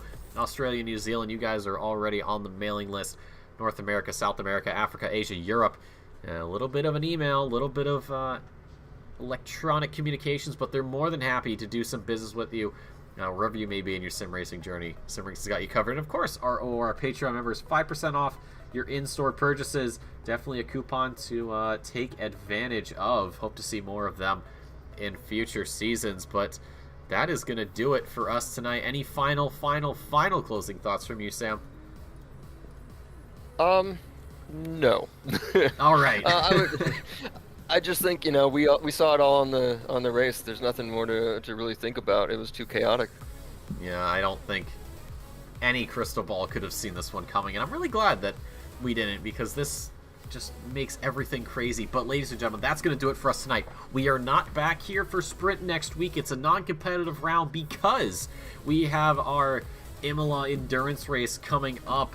Sam Raworth, I'm fairly certain, will be in that, so keep an eye out for him. I'll probably be in the booth, as I usually am. So for the sprint race drivers, it's going to be a week off, a nice little friendly match that they can play before we get into those final 3 races of the season. Of course, North America Red and Blue are going to be merged, so we'll give you an update on how the standings play out and all the chaos that'll ensue once all that gets finalized. I'm certainly ready for all of that and ready to see how much this championship goes down to the wire. But, ladies and gentlemen, on behalf of myself, Sam Raworth, and everybody here at the OOR, we'd like to thank you so much for stopping by. Hope you enjoyed your stay. 2 weeks until the next race. Donington Park, be there. But until next time, stay safe, stay beautiful, and watch the weather, why don't you?